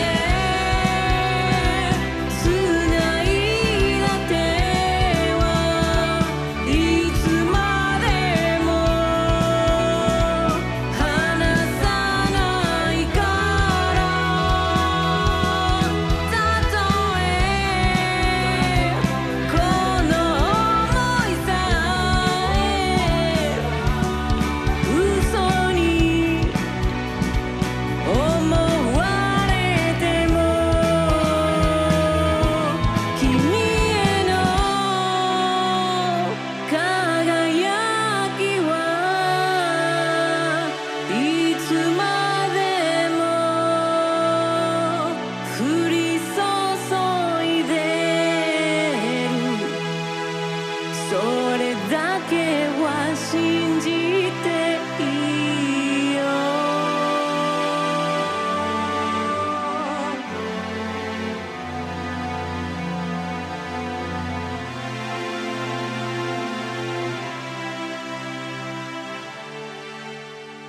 Seguinos en las redes @somoscanabitácora. Y si querés escuchar alguno de los programas anteriores, visita el canal de YouTube @canabitácora. Podés suscribirte y recibir todas las novedades de este viaje de saber compartido.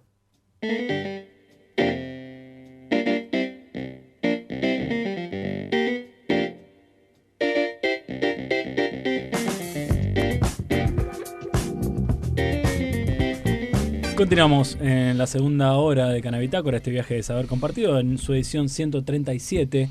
Las 136 las podés buscar en @Canabitácora en YouTube. Y en este caso con Mauro Vilar, con Lucas Aranda, que integraron, y la pregunta me parece que lo respondió un poquitito Lucas antes, ¿por qué no continuó Jekyll? Porque bueno, me parece que ahora está funcionando en otro país y dando sus dividendos. Claro, claro. Claro.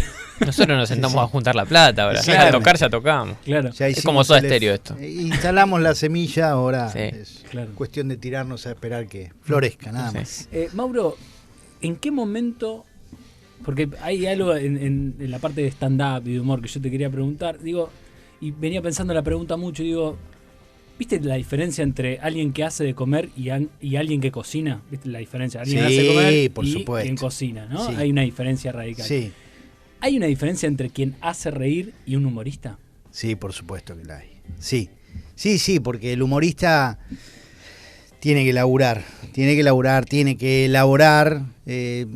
Yo tampoco diría que es un trabajo, porque uno puede hacerlo viviendo de alguna otra cosa, pero sí, hay un ejercicio que es habitual para que termine de convertirse en una herramienta que maneja con cierta destreza, que ya no es algo que te sale de casualidad cada tanto. Habrá mejores, habrá peores quienes hacen comedia, por supuesto, pero es el viejo chiste de siempre. Cuando vamos, yo tomé muchos cursos, cuando vas a un curso lo primero que te aclaran es el gracioso del asado que se junta con los amigos, no es muchas veces el que funciona acá arriba de un escenario, porque es claramente otra cosa.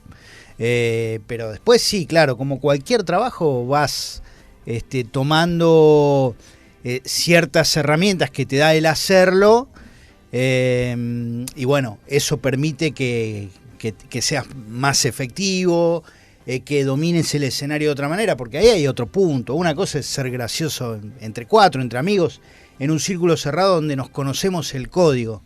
Otra es dominar el escenario, que es muy difícil porque muchas veces el escenario te come la gente que tenés enfrente y te come el escenario, porque hay que de alguna manera soportar la presión de hablarle a alguien y además de hacerlo reír, porque también el humorista muchas veces va en busca de hacer reír y con el tiempo se da cuenta con que te presten atención ya es un montón.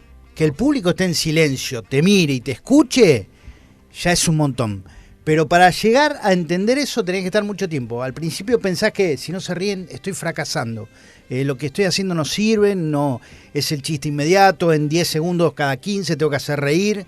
Y con el tiempo te das cuenta que hay otros elementos de la comedia que rinden porque la gente te está prestando atención. Y hoy cada vez es más difícil que la gente te preste atención durante un rato largo. Te mandaron un mensaje, fíjate. ¿Qué dijo? ¿Qué dijo? No sé. Estaba viendo en Instagram. Teniendo en cuenta que creo yo que desde tiempos inmemoriales el humor se entendía como algo colectivo. Siempre había un capo cómico, pero siempre rodeado de gente. Siempre como un hecho colectivo. El stand-up como vino a romper eso, ¿no? Vino a decir, bueno, no necesito a gente. Yo me paro ahí y los voy a hacer reír, te guste o no te guste. Pero no, porque me parece que la ceremonia, a mi entender, después de haberlo hecho durante mucho tiempo, la ceremonia termina de completarse cuando es un ida y vuelta. Sí, pero digo, humor colectivo en el sentido no de vos y el público, sino del que lo hace. O sea, de la compañía circense. Siempre fue como algo. O el teatro. Siempre fue colectivo. Okay. Digamos, de mucha gente participando en lo que fuera una obra, una película.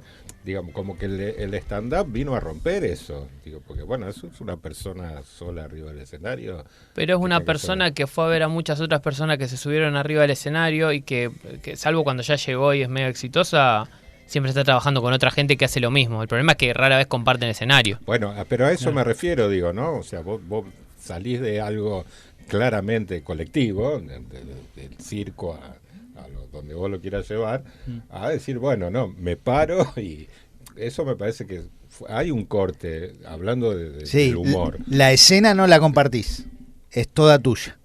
Es como que el banquito del boxeador que está solo. No necesitas tampoco de tanto andamiaje, ni de aparatología, ni de gente, digo. Puede quedar un poquito mejor si vestís la escena, pero es cierto que solo con hasta a veces sin micrófono, si te da el espacio, a viva voz, llegás al Es último. Económico, querés decir. Sí, es la paleta de la tarta de... Sí, total. Por eso muchos dueños de espacios, de bares, de espacios culturales, lo buscan porque es fácil de montar. La banda es mucho más difícil. A nosotros nos ha pasado que una consola, que cuánto micrófono, que tantos baffles. Y encima en japonés. Para que te entiendan. Nunca nos cuestionaron eso, gracias a Dios. El idioma del... Nunca dijeron, ¿qué roja? No, acá no. Nunca nos dijeron que no por eso. Igual el chiste de esos, escucharon un tema, yo lo quería aclarar desde el comienzo, porque mucha gente que me conocía y que me conoce, cuando supo de esta experiencia de una banda de rock en japonés, se extrañaba. Y, ¿por qué rock en japonés? Como una cosa extraña, como que van a... Tenemos sonidos de la música japonesa, yo hablo con mucho desconocimiento, Lucas viajó a Japón, puede hablar con mucho más conocimiento. Pero como que es una música con algún sonido particular, y este es un rock muy occidental el que hacíamos nosotros. Digo, porque de hecho me parece a mí que el cantante del que él hablaba, Jai, sí, que es como nuestro Charly García, lo que buscaba era también entrar en mercados. Él quería eso. Él quería ser Bon Jovi.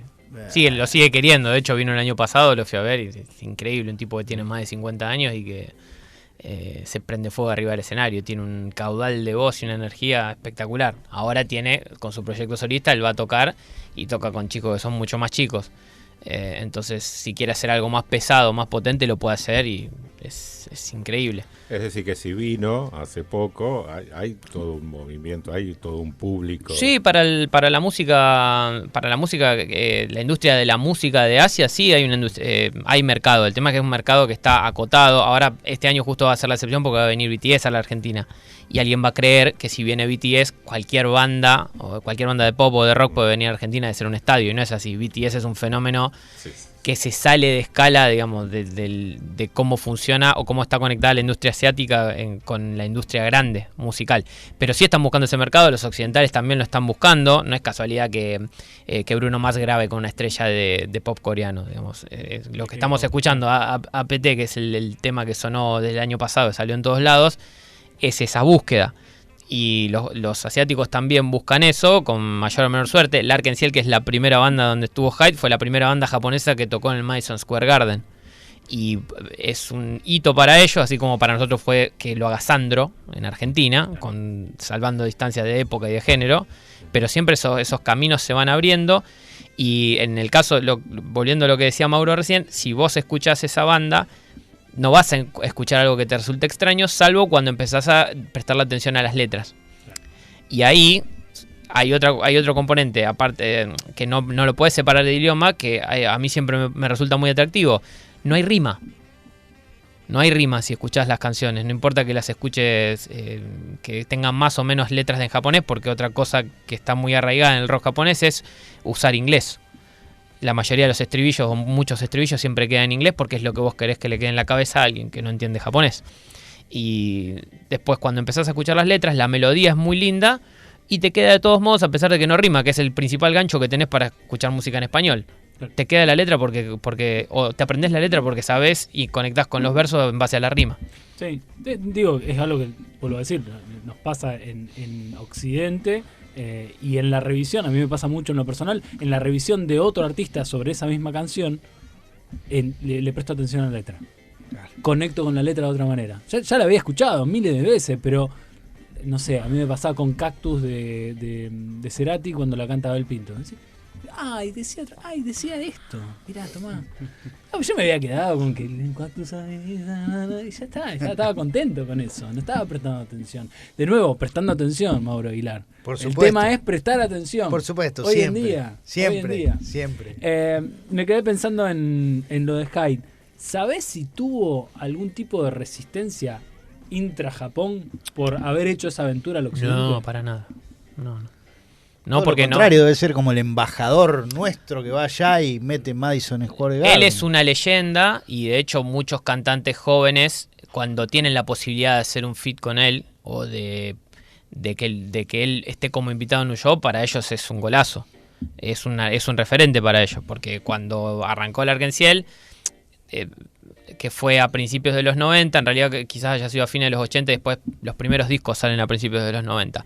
En esa época Japón traía mucho más de lo que mandaba hacia afuera musicalmente. Prácticamente no se conocía música japonesa, no circulaba demasiado alrededor del mundo. El Lark Ciel fue como una de las primeras bandas que abrió esa puerta, junto con X Japan por un lado, Asian Kung Fu Generation, que vino a la Argentina también en un par de oportunidades y es una banda interesantísima. Las tres bandas, X Japan y el Lark Ciel, tienen algún punto de contacto.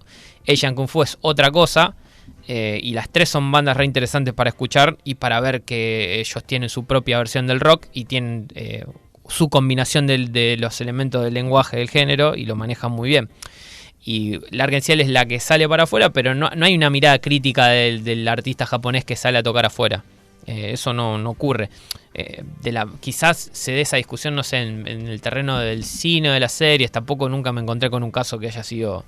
En el anime es como algo habitual, digo, el anime que termina haciendo, digamos, el occidente o reversionando el occidente, en Japón no es tan bien visto, digamos. No, es cierto, sí, hay quizás, pero musicalmente... Terror, ni hablar. Claro, pero... Bueno, ahora hay un director de cine que es increíble, de cine de terror japonés, que es muy bueno, y tiene creo que más películas que años vividos. Es un tipo que no para de hacer cine y ahora no me sale el nombre. Es como un Stephen King escribiendo. Sí, exactamente, claro. sí. Pero tiene muchísimas películas y es uno de los tipos que se instaló como referente del terror afuera de Japón, pero él no trabaja para afuera. Simplemente se lo consume afuera, de la misma manera que Hayao Miyazaki se lo consume en todo el mundo. Claro. Todo el mundo ama las películas de él afuera, pero Miyazaki no está pendiente de cómo le va en Estados Unidos. Y también hay otra cuestión de la industria, que es medio una matriz de cómo piensa Japón, cómo se piensa Japón en el mundo, que por lo menos en la industria, si algo funciona, va a funcionar y hasta que se agote, y recién ahí vamos a ver cómo vamos a salir y cómo va a empezar a circular afuera. Pongo otro caso que no tiene nada que ver con lo que venimos charlando. Uno de los animes más populares del último tiempo es Kimetsu no Yaiba, que es Demon Slayer. La película Demon Slayer fue un éxito rotundo en Japón, al punto tal de que si la querés no la podés ni conseguir pirateada. Cuesta un montón conseguirla pirateada porque nadie se tomó el laburo de empezar a hacer la distribución digital a nivel internacional. Entonces, si no la viste cuando vino acá en cines a la Argentina, piaste. O tenés que tener un buen contacto que te consiga un link. Pasa eso, digamos. Bueno, Jekyll está en Japón ahora, sí. Pero podemos buscar algo de Hyde de lo último, digo, para escuchar y seguir con... Sí, Hyde sacó un disco nuevo. Lo último que sacó Hyde es un disco que es re tranqui, que es muy... salvando las enormes distancias de talento, es parecido a lo que nosotros terminamos haciendo en los últimos shows. ¿Cómo? Porque... cuando teníamos formación completa, que estaba Emma Portela, que es el baterista de Perro Suizo, que tocó con nosotros muchos años. Emma estuvo tocando con nosotros, después tocó Edgar Duran y después intentamos repatriarlo a Emma post pandemia y no llegamos a hacer un show completo. Entonces lo que hacíamos era tocar con algunas pistas de batería y hacíamos arreglos para tocar acústico. Entonces, los acústicos. Claro. Y eso resolvía lo que decía Mauro con el tema del stand-up. Si tenés que ir a un bar, una cosa es ir con una batería y otra cosa es decir, mira, tengo una pista, resolves más fácil. Sturzenegger vino y dijo, sí. Plata para bateristas no tenemos. Nos aplicaron la motosierra musical y acá estamos. Vamos a recortar cantidad de músicos y pista. ¿Qué va a hacer? Bien. Plano Jarasca. Hablando de Japón, ¿por qué los discos son buenos originales son tan caros y todo el mundo los busca? ¿Qué tienen de diferente? Están bien prensados, buen material. ¿Los discos japoneses? Sí. Porque la edición yo tengo japonesa. La edición japonesa. Pero el CD es caro en Japón en general, porque Japón es un lugar donde todavía se venden mucho los CDs, es un objeto muy codiciado. Se vio el formato digital existe. La película esta del señor que limpiaba baños. Días Perfectos. Perfect Days. Sí, ¿no? Sí, una muy linda peli. Con los vio, cassettes. Se vio eso con los cassettes. Claro. Sí, pero eso siguió pasando con los CDs. De hecho, una de las cosas que tuve que traer cuando yo me fui a Japón era un CD que necesitaba un amigo del señor Aguilar, que no voy a mantener la identidad bajo reserva, pero porque no se conseguía en Argentina. No se conseguía. Por lo menos él no lo había conseguido. Era un señor muy bien conectado. No tenía el disco, yo hice la gestión y lo traje. Había tocado con ese artista. Con el LAS. ¿Había tocado? Cerca, claro. Sí. Claro. Y buscaba ese material y no lo tenía. Sí. Entonces Lucas, que había viajado a Japón, lo pudo traer. Yo fui con esa misión y la cumplí. Hablamos de Claudio Cardone, tecladista de Spinetta, que había tocado con Cotringo, una pianista japonesa que es maravillosa, la recomiendo porque es como un ángel, la escuchás y quedás impactado por lo que toca y por lo que canta. Y bueno, Claudio buscaba ese último material y Lucas De allá se lo trajo. No sé si traje el último, era la Algo misión era en vivo. algo de Cotringo. No me acuerdo, ya no me No, acuerdo sí, qué era lo traje. último, era lo Pero último. sí encontré varios porque la venta de CDs allá gozaba por lo menos en ese momento de muy buena salud. Estoy hablando ya hace 6 años. Y los CDs eran caros. Lo que tenía, que lo hacía accesible, es que Japón tiene un muy buen mercado de usados de lo que se te ocurra. Entonces, si vos querías ir a un Book Off, que es una tienda muy conocida, que se dedica a vender cosas usadas, te encontrabas con... Yo me traje más CDs usados que CDs nuevos. Y están impecables. Son CDs muy lindos. Y son los CDs que te podés comprar, que son baratos, que eran de $1 o $2. Pero si no un CD nuevo, eran $10. Vuelvo a esa redacción de Clarín el día que Lucas viene y te dice, mira, estoy con mi profesora de japonés y vos que venís Carajo, tocando... es la música japonesa. Yo tengo que cubrir una. Claro. No, pero aparte... Echando a este pibe que no me pasó un mate en toda la tarde. Pero sí. Seguro fue un día que no había Champions League, porque cuando pasaba eso en la redacción se movía una mosca. Paraba el mundo, poníamos el televisor y había tardes que había que elegir porque había partidos en simultáneo. ¿Y hoy qué elegimos? Pero venías de un... venías tocando... ¿qué? No tenía. Estabas? No, esa música no tenía ni la menor idea. Me copó tocar con otra gente. Cuando Lucas vino, y además estaba él, que éramos y somos amigos todavía, creo. No sé. ¿Sí? Vos tampoco me habías visto tocar la guitarra. Así que No. todos dimos un salto de fe. Claro. Todos sí, dimos un sí. salto de fe. Renuevan contrato de amistad y... Renovamos contrato de Bien, amistad. perfecto. Aún cuando uno de los dos sabe que el otro toca mal y no voy a revelar quién. No me quemé. No, todo lo contrario. No tenía ni la menor idea. No, pero cuando los escuché por primera vez en la sala, lo primero que advertí es esto que les decía antes, que es una música muy occidental, que no costaba que entrara. En realidad no en la sala, porque de antemano cuando me pasó los temas los busqué y era algo muy semejante a lo que escuchamos acá con algunas bandas. Había sonidos que se asemejaban. Y la verdad que la experiencia de tocar con otros está buenísima. Una pregunta, y sobre todo por la diferencia, el Lost in Translation, digo. ¿Nunca te estabas tocando y decís, che, ¿qué está diciendo? O sea, ¿qué estoy tocando? Es como el chabón que se tatúa algo y después viene alguien y le dice, no, eso es... No significa coraje, significa fideos con curry.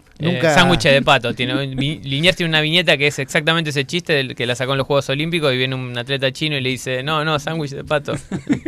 Claro. La realidad es que al día de hoy no sé. Ese qué también cosa. es un salto de fe, digamos. Por supuesto. No tengo idea de qué hablaban estos chicos mientras tocaban. Yo trataba de seguirlos con los sonidos, pero no lo sé. A veces me iban contando.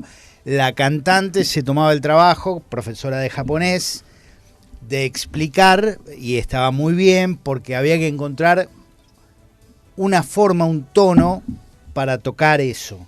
Había un sentimiento en la canción, había un desamor, un desgarro, entonces había que encontrar la forma de seguir eso. No era lo mismo martillar el piano mientras hablaba de una ruptura que hacerlo con una compañía más delicada. Entonces ahí charlábamos un poco de las letras. ¿Y la temática de las letras? Hay mucha letra que tiene que ver con relaciones románticas. Mucha. No falla. Es predominante. No.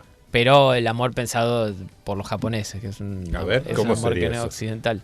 ¿Cómo? ¿Cómo sería eso? Y ya de por sí una persona japonesa tiene cierta dificultad mayor que una persona occidental en expresar lo que siente. Muy sufrido. Entonces, siempre hay una forma de hablar del amor que es bastante etérea, que no se trata demasiado de lo corporal. Y cuando se trata de lo corporal siempre es en un sentido lejano a la cuestión lasciva. Digo, no tiene que ver con... Muy metafórico. Sí, claro. sí, y cuando no es metafórico es siempre Platónico. idealizando todo lo que tiene que ver con el cuerpo de la otra persona. Lo que puede representar los ojos de una persona, los labios de una persona, los brazos, el abrazo de una persona. Se usa mucho el daku, el verbo de abrazar. Porque ya abrazar es como un contacto para un japonés que es re profundo. Claro. Una canción como Sexo de Spinetta era imposible Por de supuesto, pensar, digamos, para un japonés. Para un japonés. Le estallaba la cabeza. Claro. De vergüenza. Mauro, se nos está yendo un poco del programa, pero... falta un montón. ¿Falta un montón? ¿Sí? Tengo un montón de preguntas que me anoté para hacerle a los chicos. Encontramos Hyde para... Está sonando, me parece, de fondo, ¿no? De algo así, de a ver. Esto es Hyde.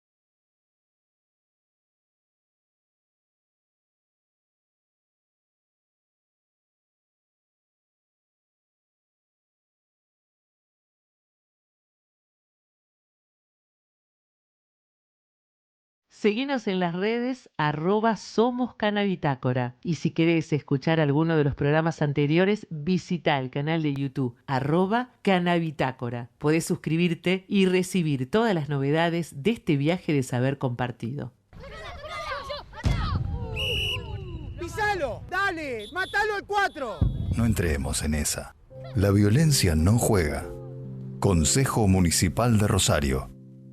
Celebramos el 25 de mayo con el tradicional Festival del Pastelito. El domingo 24, desde las 10, en el Parque Alem, con entrada libre y gratuita. Música, baile, feria, talleres, patio de juegos y gastronomía para celebrar a nuestra patria. Toda la info en rosario.gov.ar/cultura. Organiza Municipalidad de Rosario.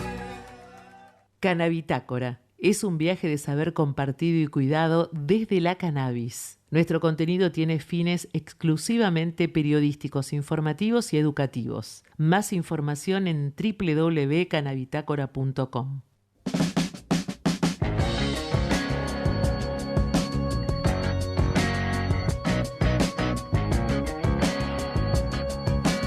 Bien, últimos minutos de Canabitácora, este viaje de saber compartido que hacemos por Radio Universidad desde 2022, quinta temporada, ahí está, así se dice.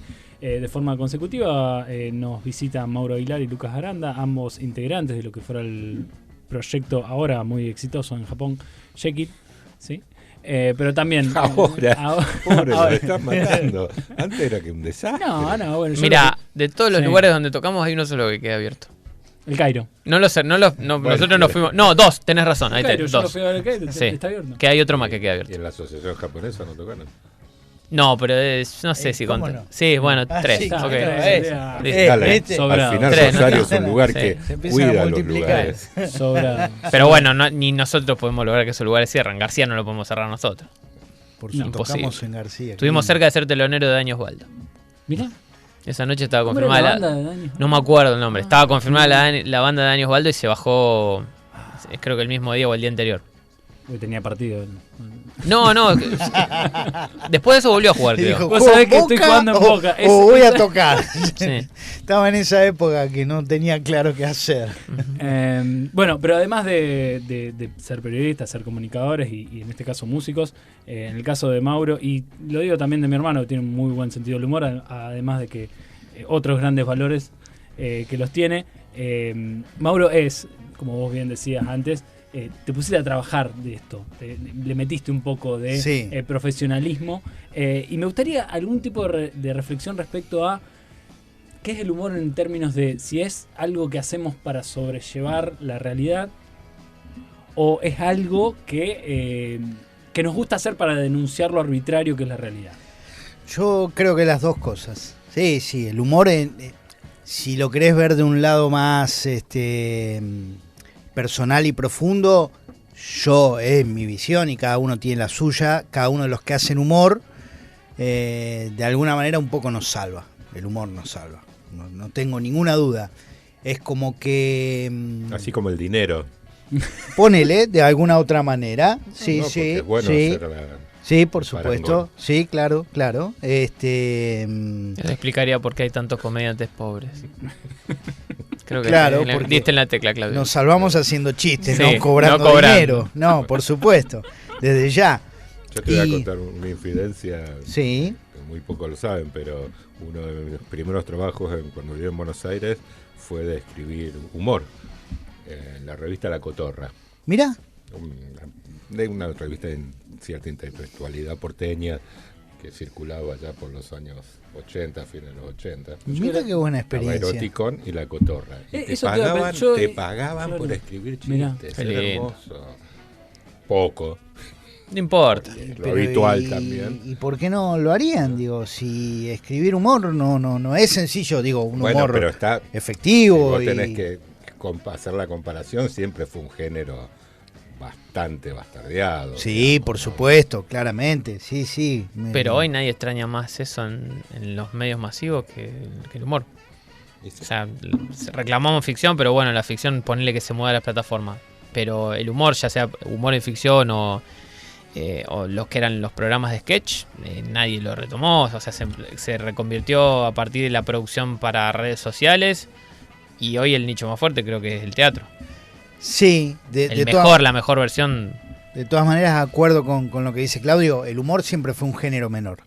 Digo, en la literatura, el que hace humor es el que está ahí, divierte. Ponete a trabajar. A los salames, digamos. Los buenos somos los que escribimos cosas serias. Exactamente. Sí, sin dudas. Lo otro es, digo, yo creo que es una gran herramienta para la denuncia. El humor es una manera de entrar. Por eso le ha molestado tanto a muchos gobiernos. Quizás un editorialista serio incomodaba menos que un humorista, que era prohibido, porque había una manera de entrar en un público, quizás de ser más popular, de tener otra llegada, que no lograba aquel que trataba de hacer una crítica seria. Por eso creo que sí, el humor como herramienta incisiva para la denuncia es un género extraordinario. Y después está el debate, que hoy no lo vamos a llegar a dar y quizás nunca, de cuál es el límite para el humor. El límite de un chiste. Pero sí me quedo con eso, con el humor denunciando también la arbitrariedad de aquello que acordamos como sociedad, a pesar de que quizás no lo acordamos del todo, pero es como algo que ya está, digamos, y va al punto de las palabras que usamos.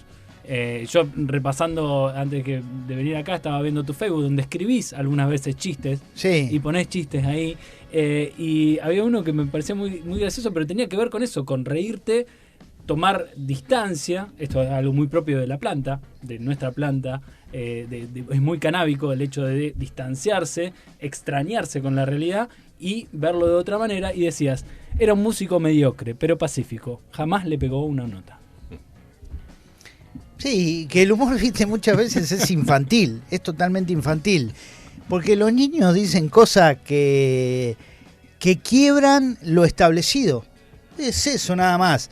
Vos esperás cuando vas a ver un show de humor, en la vida esperás que venga lo normal.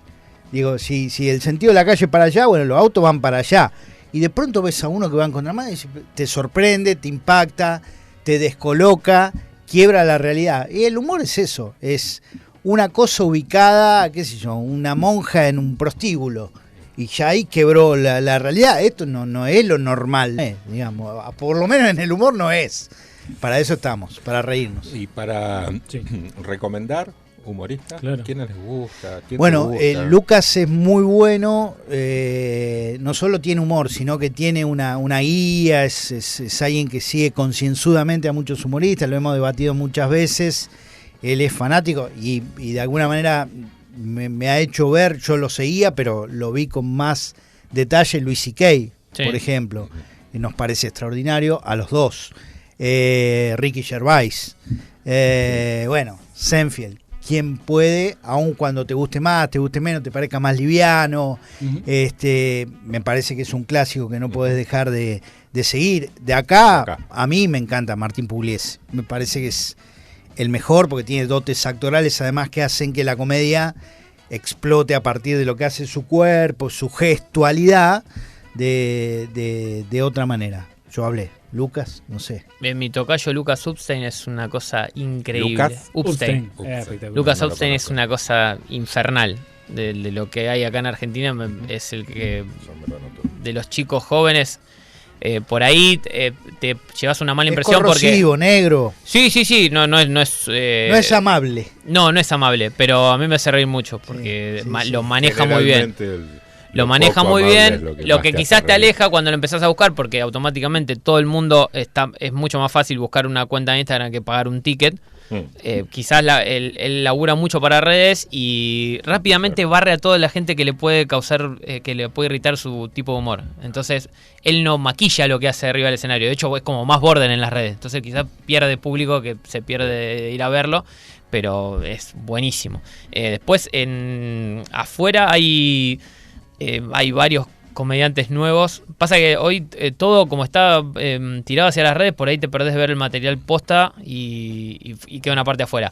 Hay una chica que estuvo, que ahora justo antes de que hizo, no sé si hizo la gran Catrell y Paco Moroso, pero lo que le pasó es que venía haciendo una gira y suspendió un montón de funciones porque había tenido un problema de salud mental, que es Taylor Tomlinson, que tuvo su programa, hace 2 años arrancó con un programa de medianoche, pero hacía mucho tiempo que hacía stand-up. Y Taylor Tomlinson es una chica que tiene también un manejo muy bueno, tiene una letra bárbara, maneja muy bien el escenario y tiene, lo contrario a lo que dije de Upstein, no solo porque viven en partes opuestas del mundo, es una chica que se crió con una familia católica y que empezó a hacer stand-up en iglesias. No solo no podía decir malas palabras, había un montón de chistes que no podía hacer, entonces tenía un desafío doble que era poder hacer reír a la gente sin ofender a Dios. Y después, lo lograba. Y después tuvo un desarrollo, tiene como 4 especiales en Netflix, y están todos ahí, hace poquito se estrenó el cuarto. El cuarto es como es después de esta crisis que ella tuvo y demás. Perdón, fue grabado antes, pero se estrenó después. Entonces ahí ya me parece que ella está buscando otra cosa, en comparación con los 3 primeros. Los 3 primeros son muy parejitos entre sí y están re buenos para ver. Bueno, tenemos Tremendo. para ver. Tremendo, ¿no? se nos fue el programa. Recomendaciones, sí. Se fue. El 137. 137. Y ahora hasta que vuelva a pasar. Muy bien. Pero ¿por qué no Muy avisan? bien. Si todos vivimos en Rosario, todos sabemos bien. lo que cuesta pescar un colectivo. Muy bien, Claudio Sokoski cerrando con un chiste. Ya que no puedo hacer stand-up. ¿Por qué no? Nunca Bien. es tarde. Nunca es tarde. No, deja otra cosa. Nunca es Ya tarde. estoy haciendo Nunca. boxeo. Por ejemplo, ahora no es tarde. Nosotros a las 12 nuestra, sí. mediodía de Japón, vamos a cobrar lo del día de Jekyll japonés. Sí. Entran El las jornal. regalías, el jornal. Sí. Estoy esperando para eso porque 20 del mes Tiene que pagar. en la Argentina. Chicos, si es no transfieren bravísimo. los yenes, nosotros no llegamos. Con razón insistía tanto en pagar la cerveza. Porque me entra ahora yen. Sí. Me entra yen. Yen crocante. Esa referencia. Mauro Aguilar, Lucas Aranda, muchas gracias. Bueno, por venir. gracias. Gracias a ustedes por Quedó invitarnos. bueno Por la pregunta pendiente que le hacemos a todos nuestros invitados Sí. de la relación con la planta, pero en este caso Se- no fue la el próxima programa. vez que vengan, Le la próxima vamos vez a que preguntar. vengan, agradecerles en serio. Además de que es gente muy querida, es gente muy admirada desde lo profesional en lo que hacen. Y gracias por el tiempo. Sabemos que también un miércoles a la noche, antes de que lleguen los yen, es bastante difícil venir, así que le agradecemos mucho. Bueno, y nosotros- llegan Me está llegando vino de conversación. Vino de ahora. conversación, seguimos en este miércoles de sustancias en Radio Universidad. Claro, No claro. sé si vos conoces a alguien, porque yo tengo la idea de Canabitácora, vino de conversación, y después de 24 a 1, Clonabitácora. Qué noche, Bueno, la sí. del miércoles. Sí, está Pero no nos Te están queda la mitad de la respondiendo. semana todavía para- No nos están respondiendo.